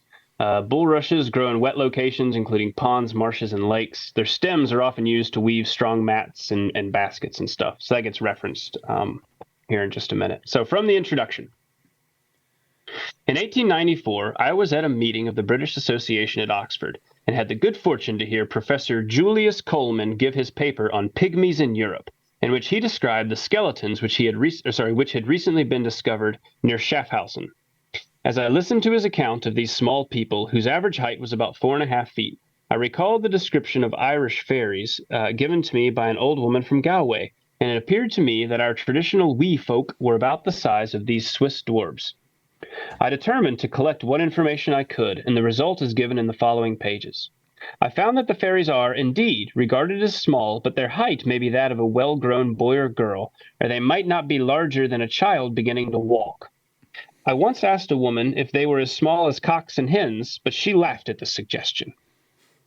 I had collected a number of stories and had become convinced that in these tales we had a reminiscence of a dwarf race when I read some of Mr. David MacRitchie's works, and was gratified to find that the traditions I had gathered were in accordance with the conclusions he had drawn from his investigations in Scotland. So, the introduction continues. Much of the primitive belief has gathered around the fairy. We have the fairy well and the fairy thorn. It is said that fairies can make themselves so small that they can creep through keyholes, and they are generally invisible to ordinary mortals. They can shoot their arrows at cattle and human beings, and by their magic powers bring disease on both. They seldom, however, partake of the nature of ghosts, and I do not think in fairies is connected with ancestral worship. Sometimes I have been asked if the people did not invent these stories to please me. The best answer to this question is to be found in the diverse localities from which the same tale comes. I have heard of the making of heather ale by the Danes and the tragic fate of the father and son, the last of this race, in Down, Antrim, Londonderry, and Kerry. That same story is told in many parts of Scotland, although there it is the Picts who make the heather ale. I have been told of the woman attending the ferryman's wife, acquiring the power of seeing the fairies, and subsequently having her eye put out. In Donegal and Derry, and variants of the story come to us from Wales and the Holy Land. I am aware that I labor under a disadvantage in not being an Irish scholar, but most of these in Down, Antrim, and Derry, from whom I heard the tales, spoke only English. And in Donegal, the peasants were related to stories, knew both languages well, and I believe gave me a faithful version of the Irish tales. Some of these essays appeared in some other books. Okay. So the author's work continues in the chapter on Ulster fairies, Danes, and Pects. The fairy lore of Ulster, I think Ulster's Northern Ireland, I believe. I think that's correct. Apologize to those in the British Isles if I got that wrong, but I believe that's correct. The fairy lore of Ulster is doubtless dying out, but much may yet be learned about the gentlefolk. And as we listen to the stories told by the peasantry, we may well ask ourselves, what is the meaning of these old legends? Fairies are regarded as on the whole as a kindly race of beings, although if offended, they will work dire vengeance. They have no connection with churchyards and are quite distinct from ghosts. One old woman who had much to say about fairies, when asked about ghosts, replied rather scornfully that she did not believe in them. The fairies are supposed to be small, wee folk, but we must not think of them as tiny creatures who could hide in a foxglove. To use a North of Ireland phrase, they are the size of a lump of a boy or girl, and have been often mistaken for ordinary men or women until their sudden disappearance marked them as unearthly. A farmer in County Antrim told me that once when a man was taking stones from a cave in a fort, an old man came and asked him, would it not be better to get his stones elsewhere than from these ancient buildings? The other, however, continued his work, but when the stranger suddenly disappeared, he became convinced that his questioner was no ordinary mortal. In afterlife, he often said sadly, he was a poor man and would always remain a poor man because he had taken stones from that cave. That cave was no doubt a souterrain. An elderly woman in County Antrim told me that when a child she one evening saw a little old woman with a green cloak coming over the burn. She helped her to cross and afterwards took her to the cottage where her mother received the stranger kindly, told her she was sorry she could not give her a bed in the house, but that she might sleep in one of the outhouses. The children made Granny as comfortable as they could, and in the morning went out early to see how she was. They found her up and ready to leave. The children who had first met her said she would again help her across the burn. But wait, she added, until I get my bonnet. She ran into the house, but before she came out, the old woman had disappeared. When the mother heard of this, she said, God bless you, child. Don't mind Granny. She is very well and able to take care of herself. And so it was believed that Granny was a fairy. I have also heard of a little old man in a three-cornered hat, at first mistaken for a neighbor, but whose sudden disappearance proven him to be a fairy. In the time of the press gang, a crowd was seen approaching some cottages. Great alarm ensued, and the young men fled, but it was soon discovered that these people did not come from a man of war. They were fairies. A terrible story showing how the fairies can punish their captives was told to me by an old woman at Armory in County Antrim, who vouched for it as being a candid truth. A man's wife was carried away by the fairies. He married again, but one night his first wife met him, told him where she was, and besought him to release her, saying that if he would do so, she would leave that part of the country and to not trouble him any more. She begged him, however, not to make the attempt unless he were confident he would carry it out, as if he failed, she would die a terrible death. He promised to save her, and she told him to watch at midnight, when she would be riding past the house with the fairies. She would put her hand in at the window, and he must grasp it and hold tight. He did as she bade him, and although the fairies pulled hard, he had nearly saved her when his second wife saw what was going on and tore his hand away. The poor woman was dragged off, and across the fields he heard her piercing cries and saw next morning the drops of blood where the fairies had murdered her. Another woman was more fortunate. She was carried off by the fairies at Cushendall, but was able to inform her friends when she and the fairies would be going on a journey, and she told them that if they stroked her with a branch of a rowan tree, she would be free. They did as she desired. She returned to them, apparently having suffered no injury. In the course of time, she married. This story was told to me by a man 90 years of age, living in Glenshek in the north of County Antrim. He spoke of the fairies as being about 2 feet in height, said they were dressed in green and had been seen in daylight making hats of rushes. In Donegal, I was also told that the fairies wore high-peaked hats made of plaited rushes. But there, as in most parts of Ulster and indeed of Ireland, the fairies are said to wear red, not green. In Antrim, the fairies, like their Scotch kinsfolk, dress in green, but even there are often said to have red or sandy hair. So That press my gangs, little note. the press gang story is a now? little weird. It just like ends. Yeah. Like that, Yeah. they're afraid that it's basically a draft for the Navy, right? The press gang was like these groups of sailors would just come in to a village and just take the young men and then force them to work on a big ship, on a man of war. But then they're just like, well, they weren't from the press gang; they were fairies. And then the story ends like a whole group of people come into a village and they're all fairies, and that's the end of the story. Like, come on, what happened? Yeah. Which that gets me to my whole point about her. She starts by saying, "Oh, I came across this David MacRitchie who explained it all away by saying it'd been these people who lived here." Thank God, because that really tied it all together. And then proceeds to have a bunch of stories Yeah. that have nothing. Like, well, that has nothing to do with what MacRitchie was saying. These are absolutely nuts. Yeah. Nothing about MacRitchie's theory explains the story of he remarried and the first wife came back and she was murdered in the yard. What does that have to do with the fact that some people used to live here 200 years ago? There were ancient people that lived there. Yeah, you're right. Yeah, it doesn't sound like pygmy stories, right? Those were like modern or just very recent encounters. So, exactly. Yeah. Right. Yeah. Which is what I'm going into with the next work in particular, Sabina Baring Gould. This is one that has 3 in particular, which I will talk about. He touches on them one after the other. 3 stories from people alive and well that he knew who had experiences. And so that's what I think is fascinating, is where the rubber meets the road with all this is when you've told a collection of stories, you can conjure up an idea. To then talk to someone who's had the experience, it's I don't know, it's very hard to keep it all in a cohesive worldview. So if you don't have any commentary on that last one, I'll move forward. But you got some, Kyle? Well, the only not commentary on the stories, but it's hard to separate the experiences from the prevalence of the stories in the culture. So that's what I'm saying. You mean that we may be getting stories of more modern experiences that are already being influenced by previous older stories. Yeah. Is that what you're saying? Yeah. So they're putting them in this context because they have these stories. Yeah. Yeah. Like that's like you see something in the woods and the kid is like, it's a fairy. Right. The old woman disappeared. She must be a fairy. So this big group of people is not a press gang. They're fairies. If the folklore wasn't so rich, they wouldn't have that to say. So it's like, what story would they tell? Well, the old lady, she was there and then she wasn't there. But I mean, that's what I'm saying. It's hard to separate that. It's the same problem with the UFOs, right? Like people see something in the sky. They're like, it's aliens. Yeah. Yeah, I get it. So, all right.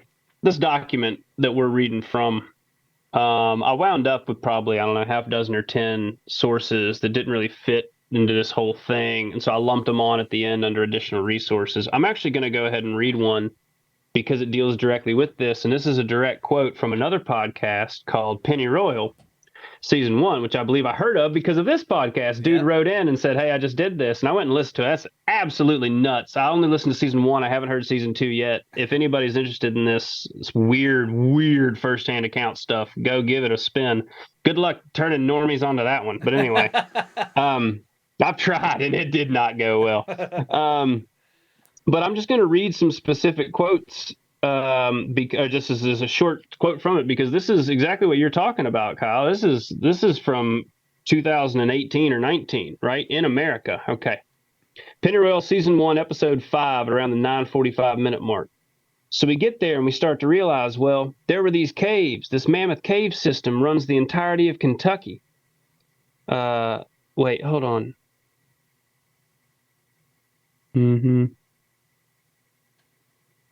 Here it is. Sorry, a different one. Season 1, Episode 2. Yeah, this is it. All right. So we get back to the house and put up the tree and whatever. And this is a dude, you can hear in the accent. This is a country dude from Kentucky. We get back to the house and we put up the tree and whatever. And then that whole night, like, I can't really go to sleep, you know? I keep getting that feeling. And so it's dark. Everybody's gone to bed. I'm laying there in my room. And when the street light would kick on, it just shined right through the shutters there on my window, you know? And so I turned up and I'm looking out there and I see these fucking little white critters, like about 3 feet tall, run from the barn up to the street lamp. And they're like jumping up, trying to catch snowflakes and stuff like that. Coming up and he pecking on the wall right below my window there and stuff.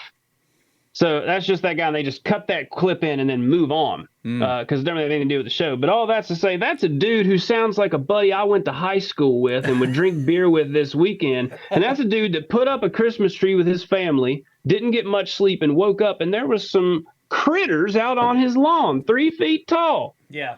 My point is that dude, I seriously doubt that guy's living in a fairy faith system with stories about it. He's just living out in the hollers in Kentucky. Yeah. It's like the anyway. we went over this in the previous UFO episode, the last one we did, the Hopkinsville Goblins. Yeah, Hopkinsville Goblin. Yeah, it's the same. It sounds straight up like fairy lore, except that there were guns, right? Like a bunch of country folk with shotguns shooting at them, dude. It's like, but it sounds like it could be a fairy story. You know, and they get shot at and they do backflips back into the woods. You know, it's so weird. Yep. And so just yeah, exactly. the last that first quote I started to read, here's how that ends up. He says, and that's when we started to realize, what if these creatures are somehow connected to the Mammoth Cave system? And all along the Appalachians, people are experiencing these same things. They're just giving them different names because they're not talking to each other. They don't know what each other is seeing. So some of them are saying holler goblins. Some of them are saying Tommyknockers. Some of them are saying aliens. It's all the same thing. Yeah. So anyway, that's a whole different, I mean, nothing to do with this, but that's their podcast and what guy's he been listening to Marty. on it. Yeah. Yeah. Yeah, probably. It's good stuff. Anyway, so I only jumped into that purely because you said maybe this is coming out of the fact that these are culturally in a system of this storytelling. And I'm saying there's dudes walking around today who are not in that storytelling, and some little critters showed up on his lawn. Yeah. You know? Do you have more? You said you got a section at the end that has a bunch of stuff like that. Is that what you said? Yeah, it's got a bunch of odds and ends. Hold on, let me. Well, maybe we could. Hey, there's like, let's cover some of that in a Patreon episode if you want to. Oh yeah, definitely. Because it's also got a good article from Manly P. Hall out of the Secret Teachings, which is really cool. Fantastic. That doesn't really. It's a bit. Yeah. Anyway. Cool. But yeah, we can do that. Sure. All right. Moving forward with this segment, though, a book of folklore by Sabina Baring Gould. Sabina Baring Gould of Lew Trenchard in Devon, England, was an Anglican priest, hagiographer, antiquarian, novelist, folk song collector, and eclectic scholar. His bibliography consists of more than 1,240 publications. So, wow, that's a few. That's quite a lot. Okay. The first quotation from the preliminary section where he frames his work, he begins by saying, from this it may be seen how important it is to differentiate the strata at which lie the remains of ancient man. The same may be said with regard to folklore. A great amount had been collected into heaps, but no attempt had been made on a large scale to sift and sort out what had been found and determine to what layer in our population they belong. The grouping is of the crudest. Birth, marriage, death lore go into their several piles, so do ghost and witch stories and tales of dwarves. What we really want to know is, whence come the several items found? Here in Great Britain, we form an amalgam of several distinct races, and each race has contributed something towards the common stock of folklore. Through intermarriage, there is an importation of the superstitious beliefs of the lower type into the higher. This has been going on for a long time. A dominating race absorbs some of the convictions of the race it has subdued, and we generally find that the former regard the latter with some awe as possessed of magical and mysterious powers beyond its own range of acquisitions. We cannot say that a certain bit of folklore is Celtic and not pre-Celtic because picked up where there is fusion of blood, any more than we can say that a piece of granite strewed upon alluvial soil or lying on limestone belongs to that on which it rests. That lost me there a little bit, but that's cool. The author continues in the preliminary section. It's All like right. it's like he's calling some of these stories like erratics. Yeah. Right. Yeah. Yeah. This tale's a real glacial erratic of Yeah. a story. I like that. They It's came just from sitting somewhere there, else. Yeah, they came from somewhere else. asking to be questioned, right? That some of the myths of dwarves are connected with tradition of real indigenous or hostile tribes is settled beyond question by the evidence brought forward by Grimm, Nilsson, and Hanisch. With the difficulty of analyzing the mixed nature of the dwarves of European folklore and judging how far they are elves or gnome or such like nature spirits, and how far human beings in a mystic aspect, it is impossible not to recognize this latter element in the kindly or mischievous aborigines of the land, with their special language and religion and costume. So the book continues on the chapter on pixies and brownies. The author relays some personal tales. So this is the real meat of the matter, and Arthur Conan Doyle will even quote this specific section later. In the year 1838, when I was a small boy of 4 years old, we were driving to Montpellier on a hot summer day over the long straight road that traverses a pebble and rubble-strewn plain on which grows nothing save a few aromatic herbs. I was sitting on the box with my father when, to my great surprise, I saw legions of dwarves of about 2 feet high running along beside the horses. Wow. Some sat laughing on the pole. Some were scrambling up the harness to get on the backs of the horses. I remarked to my father what I saw, when he abruptly stopped the carriage and put me inside beside my mother, where, the conveyance being closed, I was out of the sun. The effect was that little by little the host of imps diminished in number till they disappeared altogether. When my wife was a girl of 15, she was walking down a lane in Yorkshire between green hedges when she saw, seated in one of the privet hedges, a little green man, perfectly well made, who looked at her with his beady black eyes. He was about 1 foot or 18 inches high. She was so frightened that she ran home. She cannot recall exactly in what month this took place, but knows that it was a summer day. One day, a son of mine, a lad of about 12, was sent into the garden to pick pea pods for the cook to shell for dinner. Presently he rushed into the house as white as chalk to say that whilst he was engaged upon the task imposed upon him, he was standing between the rows of peas, and a little man wearing a red cap, a green jacket, and brown knee-reeches, whose face was old and wan, and who had a gray beard and eyes as black and hard as sloes. He stared so intently at the boy that the latter took to his heels. I know exactly when this occurred, as I entered it in my diary, and I know when I saw the imps by looking into my father's diary, and though he did not enter the circumstance, I recall the vision today as distinctly as when I was a child. Now, in all 3 cases, these apparitions were due to the effect of a hot sun on the head. But such an explanation is not sufficient. Why did all 3 see small beings of a very similar character, with pressure on the brain and temporary hallucination? The pictures presented to the eye are never originally conceived. They are reproductions of representations either seen previously or conceived from descriptions given by others. In my case and that of my wife, we saw imps, because our nurses has told us of them and their freaks. In the case of my son, he had read Grimm's tales and seen the illustrations of them. I'm going to stop and talk about that for a little bit. He experienced it. His wife has experienced this, and his son, and his wife and son at 15 and 12 years old, those are old enough to know what they're saying. Yeah. But he explains it away by like, well, we were influenced by these stories, and that's why we saw what we saw. And it was very hot. In like a heat, like having a Like they had heat stroke. Yeah. But it's worth noting in his story that his experience, he saw a lot of them, and then when he went in the carriage out of the sun, he saw fewer and fewer until they disappeared. Mm-hmm. So maybe there is something to it. I don't know. But I do appreciate the fact that there is an author saying, I'm looking into these stories, and also I've had these experiences. Yeah. But he still doesn't go, I feel like he doesn't go as far as that guy whose name we kept forgetting a few segments ago, who was tearing everybody down. Hartland or whatever. Hartland. Yeah. That guy went all the way into some stuff. He's still kind of playing it softly as Baring Gould, but he's had the experiences. His wife had the experiences. His kids had an experience. Right. And that still playing it soft. Yeah. And that's again reminds me, it's like, it's in the family. right? Yeah. Yeah, Bingo. no, yeah. So His wife is not his family, though. I mean, right. wasn't. He She but is he now. marries somebody who is Yeah. like, it's probably in her family. I wonder if like, Yeah. if anybody, if her mother or brother or Yeah. whatever, grandmother, so like that's the next thing that comes in if you want to go the science route is like, is second sight actually like some kind of genetic trait? Yeah.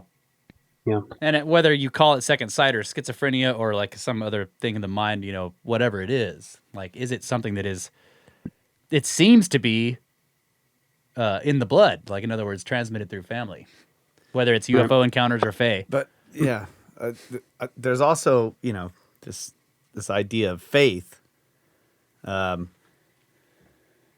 is typically passed on in families, right? You're raised to believe in certain things. So I wonder, and of course with that, there's like, all there's the whole Christian tradition is built around this and the idea that it has power Yeah. to actually like make things happen. Yeah. Like, The power of faith. And of course, it is the power of fae. Yeah. Yeah. Nice. But anytime genetics get brought up, I have just been so influenced in my thinking by Rupert Sheldrake. Yeah. And morphic resonance, it's hard for me to look past morphic resonance as an element of what we call genetics. Yep. And so I would like to hear a wrinkle that conversation about, is second sight a genetic trait that could be passed on? Well, when you factor in a morphic resonant worldview, that actually becomes a very different hypothesis, because Yeah, you it get does. into, Yeah, you're right. if they're observing these customs within their second sight, then that passing on, or Yeah. it's very interesting. Right. It could be something not necessarily literally genetic in the materialist reductionist way, but one of living in the same home can have that reality resonating. Right. Well, I think in that case, maybe the most basic way you would say it is that the genes provide the response to the morphic resonance of the second sight. Yeah. Mm-hmm. Yeah. Okay. So this section has, I believe, 2 more works. There is the big Arthur Conan Doyle one, which it will take a minute to work through, and there's a shorter one, Legends and Romances of Brittany by Lewis Spence from 1917, which is a series of like 4 or 5 kind of short stories, but does contain some interesting components which haven't actually been lumped in yet. Is this the third segment? Is that where we're at? Yeah, we're at the third segment. Are you going to finish up with this author? You've got more. I'll say this. That's what I'm saying. This kind of has to be probably the last one of this segment. Yeah, it's fine. So cool. We got time for this one though? Yes. Yeah. Yeah, cool. All right. So this is Legends and Romances of Brittany by Lewis Spence from 1917. So Brittany, popularized treatment of the folklore of Brittany, the Celtic region on the northwestern coast of France. So we'll just start. Each one has a little subheading. So this is from chapter 4 on sprites and demons. Talks about some of the different spiritual entities involved. So there's the Nane. The Nane is a figure fearsomely Celtic in its hideousness, resembling the gargoyles which peered down upon the traveler from the carven top hamper of so many Breton churches. Black and menacing of countenance, these demon folk are armed with feline claws, and their feet end in hooves like those of a satyr. Their dark elf locks, small gleaming eyes, red as carbuncles, and harsh cracked voices are all dilated upon with fear by those who have met them upon lonely heaths of unfrequented roads. They haunt the special dolmens built by a vanished race, and at night, by the pale starlight, they dance around these ruined tombs to the music of a primitive refrain. Monday, Tuesday, Wednesday, Thursday, and Friday. I don't know what. That's a pretty lame just like song. sing the That's names really of the lame. weekdays. Yeah. It's fearsome, Russ. It's fearsome. That's terrifying, bro. Yeah. That's- This is the origin of the work week. Yeah, right. It is. Yeah, right. It is fearsome. Saturday and Sunday they dare not mention as being days sacred from fairy influence. We all remember that in the old tale of Tom Thumb, the elves among whom the hero fell sang such a refrain. But wherefore? It would indeed be difficult to say. Deities, credited and discredited, have often a connection with the calendar, and we may have here some calendric reference, or again the chant may be merely a nonsense rhyme. Bad luck attached itself to the human who chanced to behold the midnight revels of the Nains, and if he entered the charm circle and danced along with them, his death was certain to ensue before the year was out. Wednesday was the Nains' high day, or rather night, and their great Nuit Festal was the first Wednesday in May. That they should have possessed a fixed festival at such a period, full of religious significance for most primitive peoples, would seem to show that they must at one time have been held in considerable esteem. But although the Nains while away their time in such simple fashion as dancing to the repetition of the names of the days of week, they have a less innocent side to their characters, for they are forgers of false money, which they fabricate in the recesses of caverns. We all recall stories of fairy gold and its perishable nature. A simple youth sells something on market day to a fairy, and later on turning over in his pocket the money he has received, he finds it has been transformed into beans. The housewife received gold from a fairy for services rendered, and carefully places it in a drawer. A day when she requires it arrives, but alas, when she opens the cabinet to take it out, she finds nothing but a small heap of withered leaves. It is such money that the Nains manufacture in their subterranean mints, coin which bears the fairy impress of glamoury for a space, but on later examination proves to be merely dross. The Nains are also regarded as the originators of a Kabbalistic alphabet, the letters of which are engraved on several of the megalithic monuments of Morbihan, and especially those of Gavrinis. He who is able to decipher this magic script, says tradition, will be able to tell where hidden treasure is to be found in any part of the country.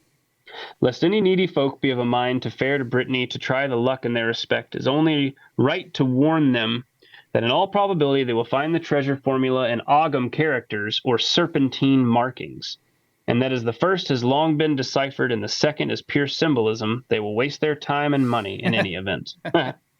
Sorcery hangs about the name like a garment. That's right. Don't let those snakes in here. Those are just symbols, just markings. Sorcery hangs about the name like a garment. Here he is a prophet and a diviner as well as an enchanter, and as much of his magic power is employed for ill, small wonder that the Breton peasant shudders and frowns when the name of the fearsome tribe is spoken, and gives the dolmens they are supposed to haunt the widest of wide berths, à clair de lune. Okay. Well, that I know that that chant seems goofy, but if you just put yourself in the frame of mind, like you're walking by yourself on some rural country road in a darkened fog, and you come across like 5 weird goblins dancing in a circle, going Monday, Tuesday, Wednesday, that would be freaky, dude. I mean, come on, absolutely. And I like the idea that if you jump in the circle with them and dance, you're sure to be dead within the year. Yeah. So I like the idea that at some point somebody was walking along and they heard that and they were like, "Yeah, bro, right, that's let's do it. Yeah, let's bang it Monday, Tuesday, Wednesday." Yeah, hit it. And then that was the end of that guy. Never wore orange again. Maybe they lacked the funk. You know, you got to roll in there and be like, I mean, you got it. Yeah. You don't want to offend them with your dance moves, bro. If you don't know the pop and lock, you right.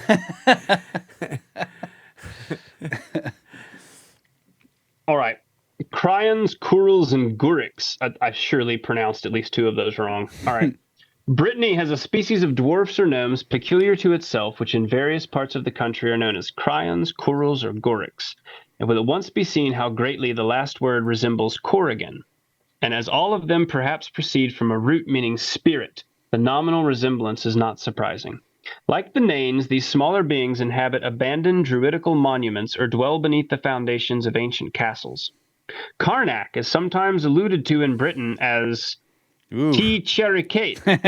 The House of the Gorics. Really, if I just write Goric. Yeah. Anyway, the country folk in this district holding the belief that its megalithic monuments were reared by these mannequins, whom they describe as between 2 and 3 feet high, but exceedingly strong, just as the Scottish peasantry speak of the Picts of folklore, wee folk but unco strong. Every night the Gorics dance in circles round the stones of Karnak, and should a mortal interrupt their frolic, he is forced to join in the dance until, breathless and exhausted, he falls prone to the earth amid peals of mocking laughter. Like the Nains, the Gorics are the guardians of hidden treasure, for the tale goes that beneath one of the menhirs of Karnak lies a golden hoard, and that all the other stones have been set up the better to conceal it, and so mystify those who would discover its resting place. A calculation, the key to which is to be found in the Tower of London, will alone indicate the spot where the treasure lies. And here it may be of interest to state that the ancient national fortalice of England occurs frequently in Breton and in Celtic romance.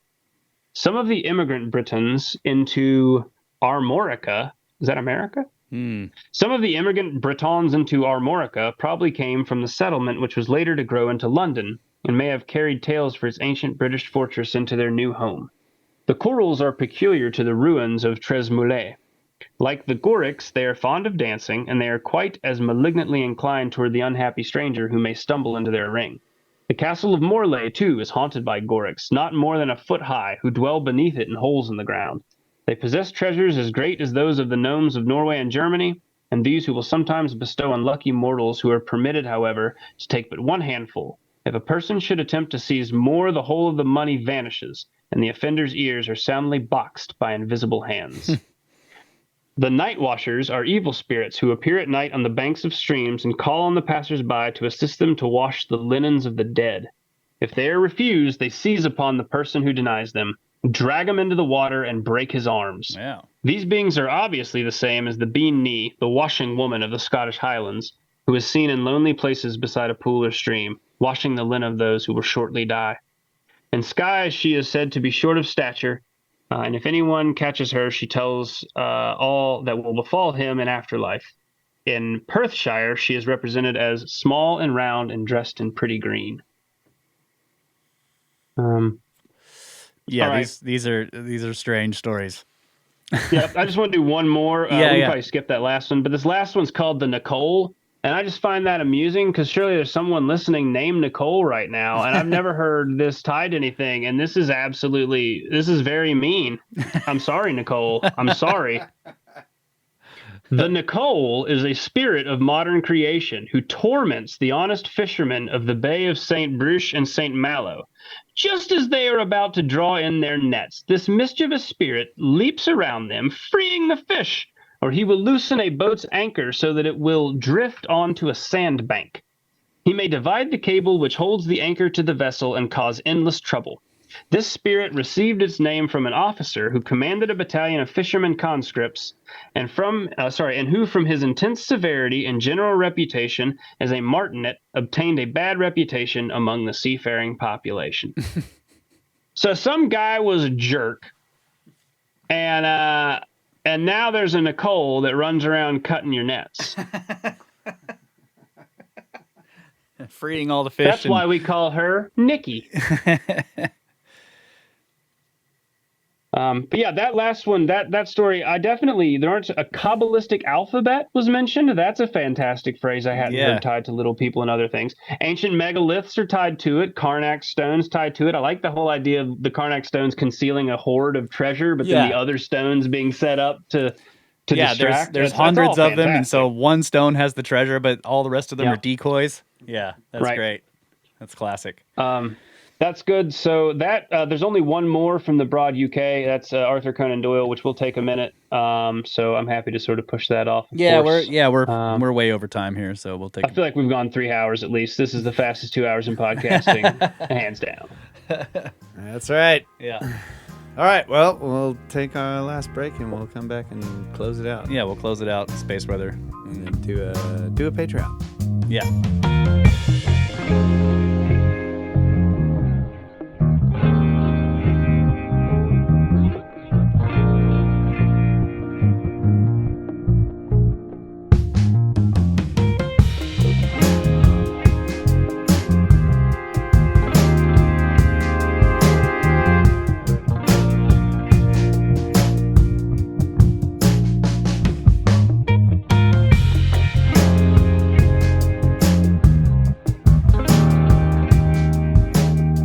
And we're back, ladies and gentlemen. Final segment. It's going to be 2 minutes long. 2 minutes. If Russ had his way, the segment would end right now. That's right. Show's over. But yeah, I mean, we went long on those segments, but it it deserves some conversation. It does. It deserves its time. It does. So as always, we go along, even if it's not each show.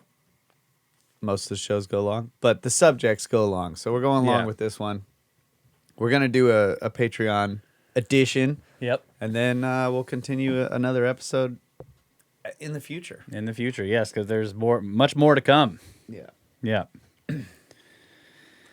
But first, Space weather news from spaceweather.com. We do have far side solar activity. 2 spectacular CMEs billowed away from the far side of the sun on September 5th.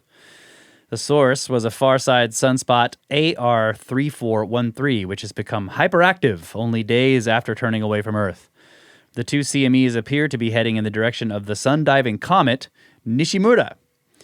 And this comet, Comet Nishimura, is getting close to the sun, and it does show. On September 2nd, a solar storm hit the comet at point-blank range and ripped off its tail. wow.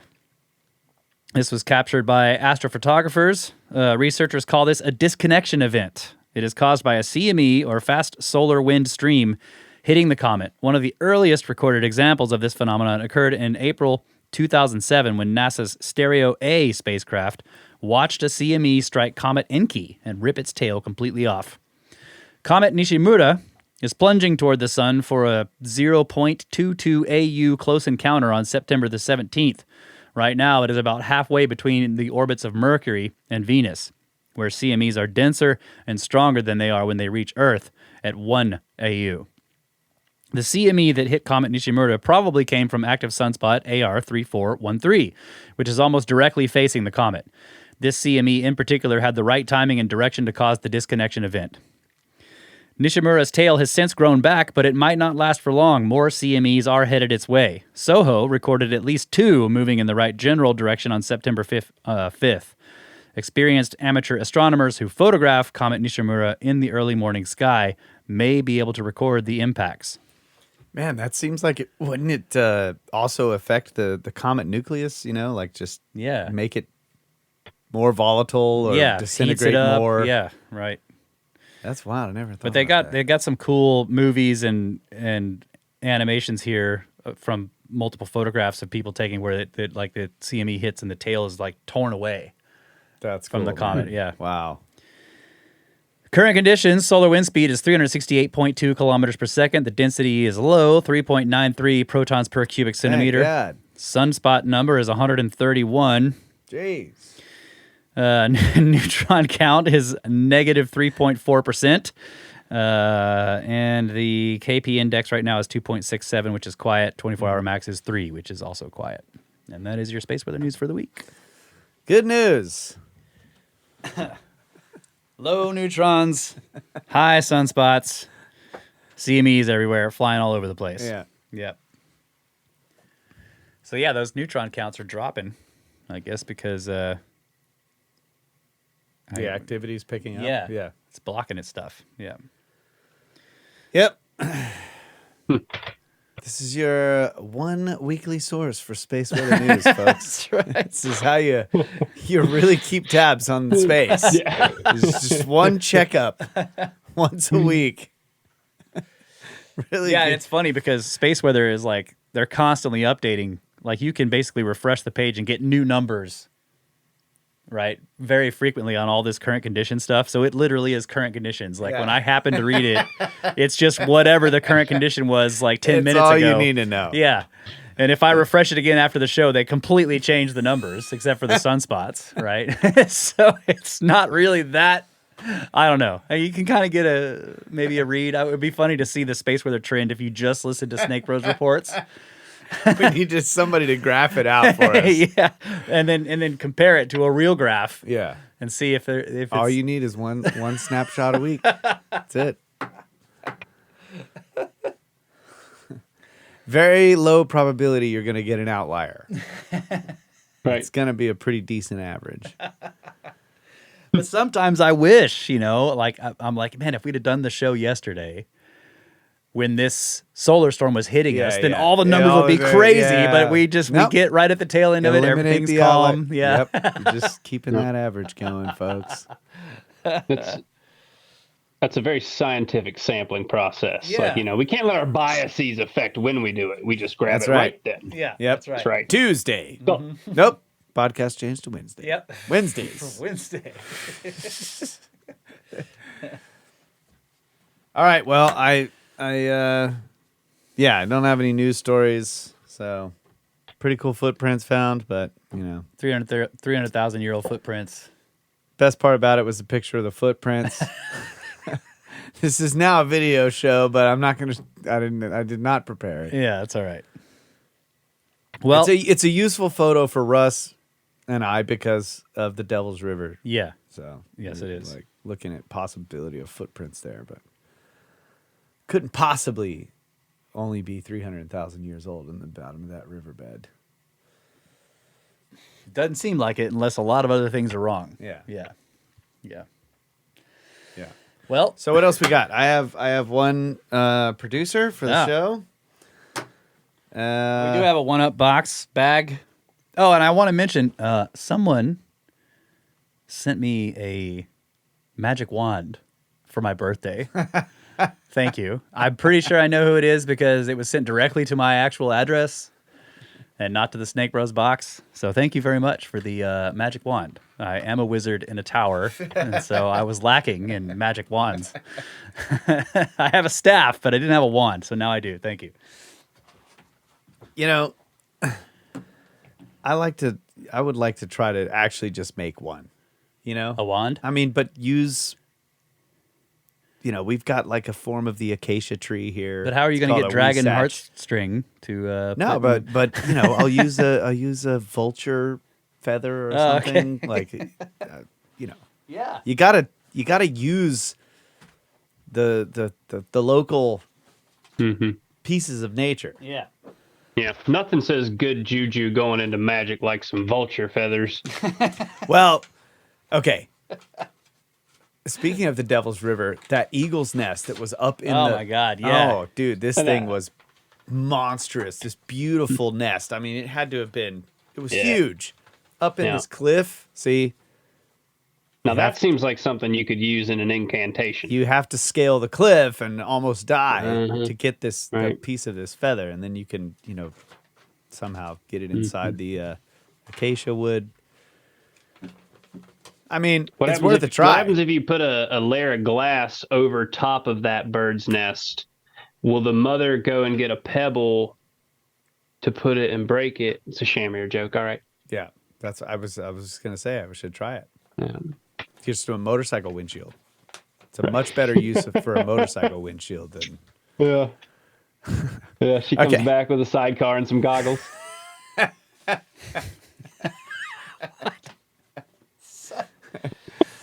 All right, let's tackle this one up box. Hold on, here. before you do that, Okay. I want to thank Andreas Hast from Norway, executive producer of the show. $108. Wow, thank you. Thank you very much. Thank you very much. No note. And okay, so we have a one-up box here. This is I don't think this is some cool stuff. So you get the old one-up box. There is a note in it. I'm gonna read some of this. It's it is typewritten. Thank you. It's printed out. That makes it much easier. But it says, to my Texas family, my brother's from another mother, my sister from another mister. And then it starts with, Dear Grumpy Morning Russ. So I just want to be clear. Grumpy Morning Russ reads the emails. The Russ that reads the one-up is not Grumpy Morning Russ, So just... Well, he's talking to Grumpy Morning Russ. Okay, so should I just read this in the morning when I'm grumpy? Because this is not for me. This is for somebody else. Anyway, what do you make of the recent news that the pyramid blocks might be made of geopolymer? Or the news that MIT students recently created conductive concrete? Can you say impossiblocks? From your experience, did you see anything possibly like that in Egypt? I'm not providing links to articles, not because you hate links, but because screw you. You can look up articles on your own. They're easy to find. And here's some coffee to get after it. He sent us some coffee. This is Death Wish Coffee Company, the world's strongest coffee, dark roast. Look at that. Hey. Death Wish coffee. I'm stealing that.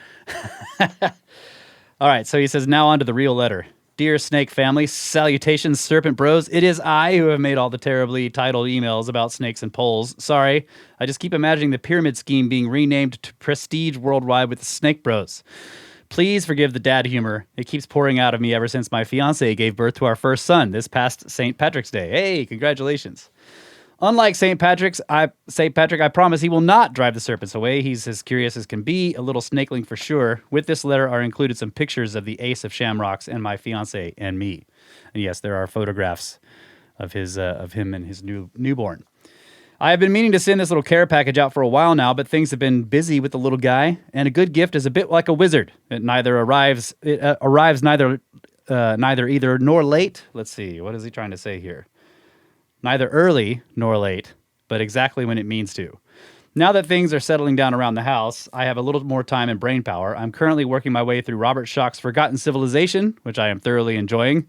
I know y'all hate suggestions, so I'll simply say that I highly recommend this book. Read it. Yep. It's a good book. The content Wait till you get to the second half. Right, it completely changes. The content vibes on so much of what has been discussed in previous shows, from Earth encountering Fortean mists in the cosmos and mysterious plasma forms to Hapgood's analysis of climatic records, and much of what Randall argues on cosmographia. The biggest reason you have to check out the book is that the PhD professor with the aptonym of Schoch throughout the Grumpy Morning Russism, don't ask me if I've heard of the electric universe theory. That's my shtick. That's Kyle's thing, yeah. I chuckled to myself reading the page and knew that I had to share it with you. I have the page bookmarked in the copy that I've sent you. So yes, we have. Well, no, actually, that is it's a dual shtick. Yeah, Forgotten Civilization. Great book, though. I do have this book in my library, a physical copy, and I also have a digital one. But maybe Snake Wife will want this one. Maybe so. Yeah. Okay. Where was I here? Yeah. Okay. So, Laura, I've also included a copy of a random book from childhood that I love to read. My fiance recently got me a copy. I read it while we were in the hospital for our son's birth, and I got carried away all over again. It's a great little adventure featuring old fairy folk, a cheesy 90s mall, and a tall boy that gets turned into solid gold. Hopefully you can share it with the kids and you all enjoy it as much as I do. Kyle, I know you are barely literate, so maybe the kids can read it to you. Yeah, they could record it, and then I could listen to it while I'm at work. Just kidding, kind of, but I did include a gift card to Amazon since you prefer audio versions of books, and a Gandalf pipe. Holy smokes. Holy smokes. You have to have a Gandalf pipe in the Tangent Cube. Oh, man. Wow.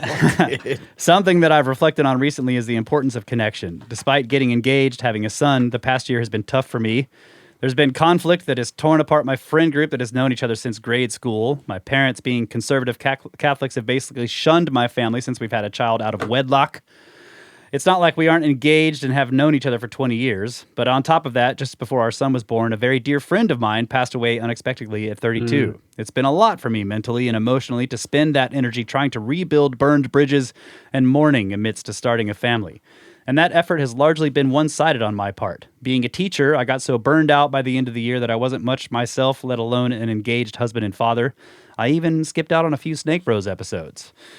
It was when I paused this summer and took a step back to reevaluate what's important for me and how I want to spend my time and energy. That really helped me reset. I've been reconnecting with what and who is important to me, and I've gained new vitality. During the process, I realized that you all have helped me to connect with so many awesome things and people. I read the first 2 Ringworld books this summer after hearing Russ talk about them. Very fun concept to play around with. I got the game Contact after hearing Marty, or maybe it was George from Cosmic Tusk, talk about it, and you recommending it to them. What an amazing game. I love the interaction and gameplay. $50 Dynasty rocks my classroom speakers regularly. Laura also makes me chuckle, and the recent guest recruits have been spectacular. Perhaps most importantly, you've helped connect me to a wonderful, engaging, and supportive community of people. I'm definitely making the effort to be more active on the Discord, Scully Fox. Y'all on the chat are like the comforter talking to the linen. You're the sheet. You are the sheet. So the short of the long of it is, thank you. I have so much gratitude for Russ, Kyle, Laura, and the whole Snake fam. Thank you for doing what you do. Should you ever venture to Colorado, know that the Snake Force is strong here, and we'll definitely take care of the fam. Ian in Denver, dox me, I don't care. Snakes! Thank you. Awesome. Thanks, bro. Nope. Dude, this pipe is The pipe awesome. is epic. Gonna have to get me some old Here's the book. Black Cavendish. Here's the book for Laura and the kids. Holly, Lyle, and Chris. Let's see this. Mall Mayhem and Magic. And here you go, buddy. An Amazon gift card for audiobooks. All right. Sweet. I'm gonna download Art of the Deal.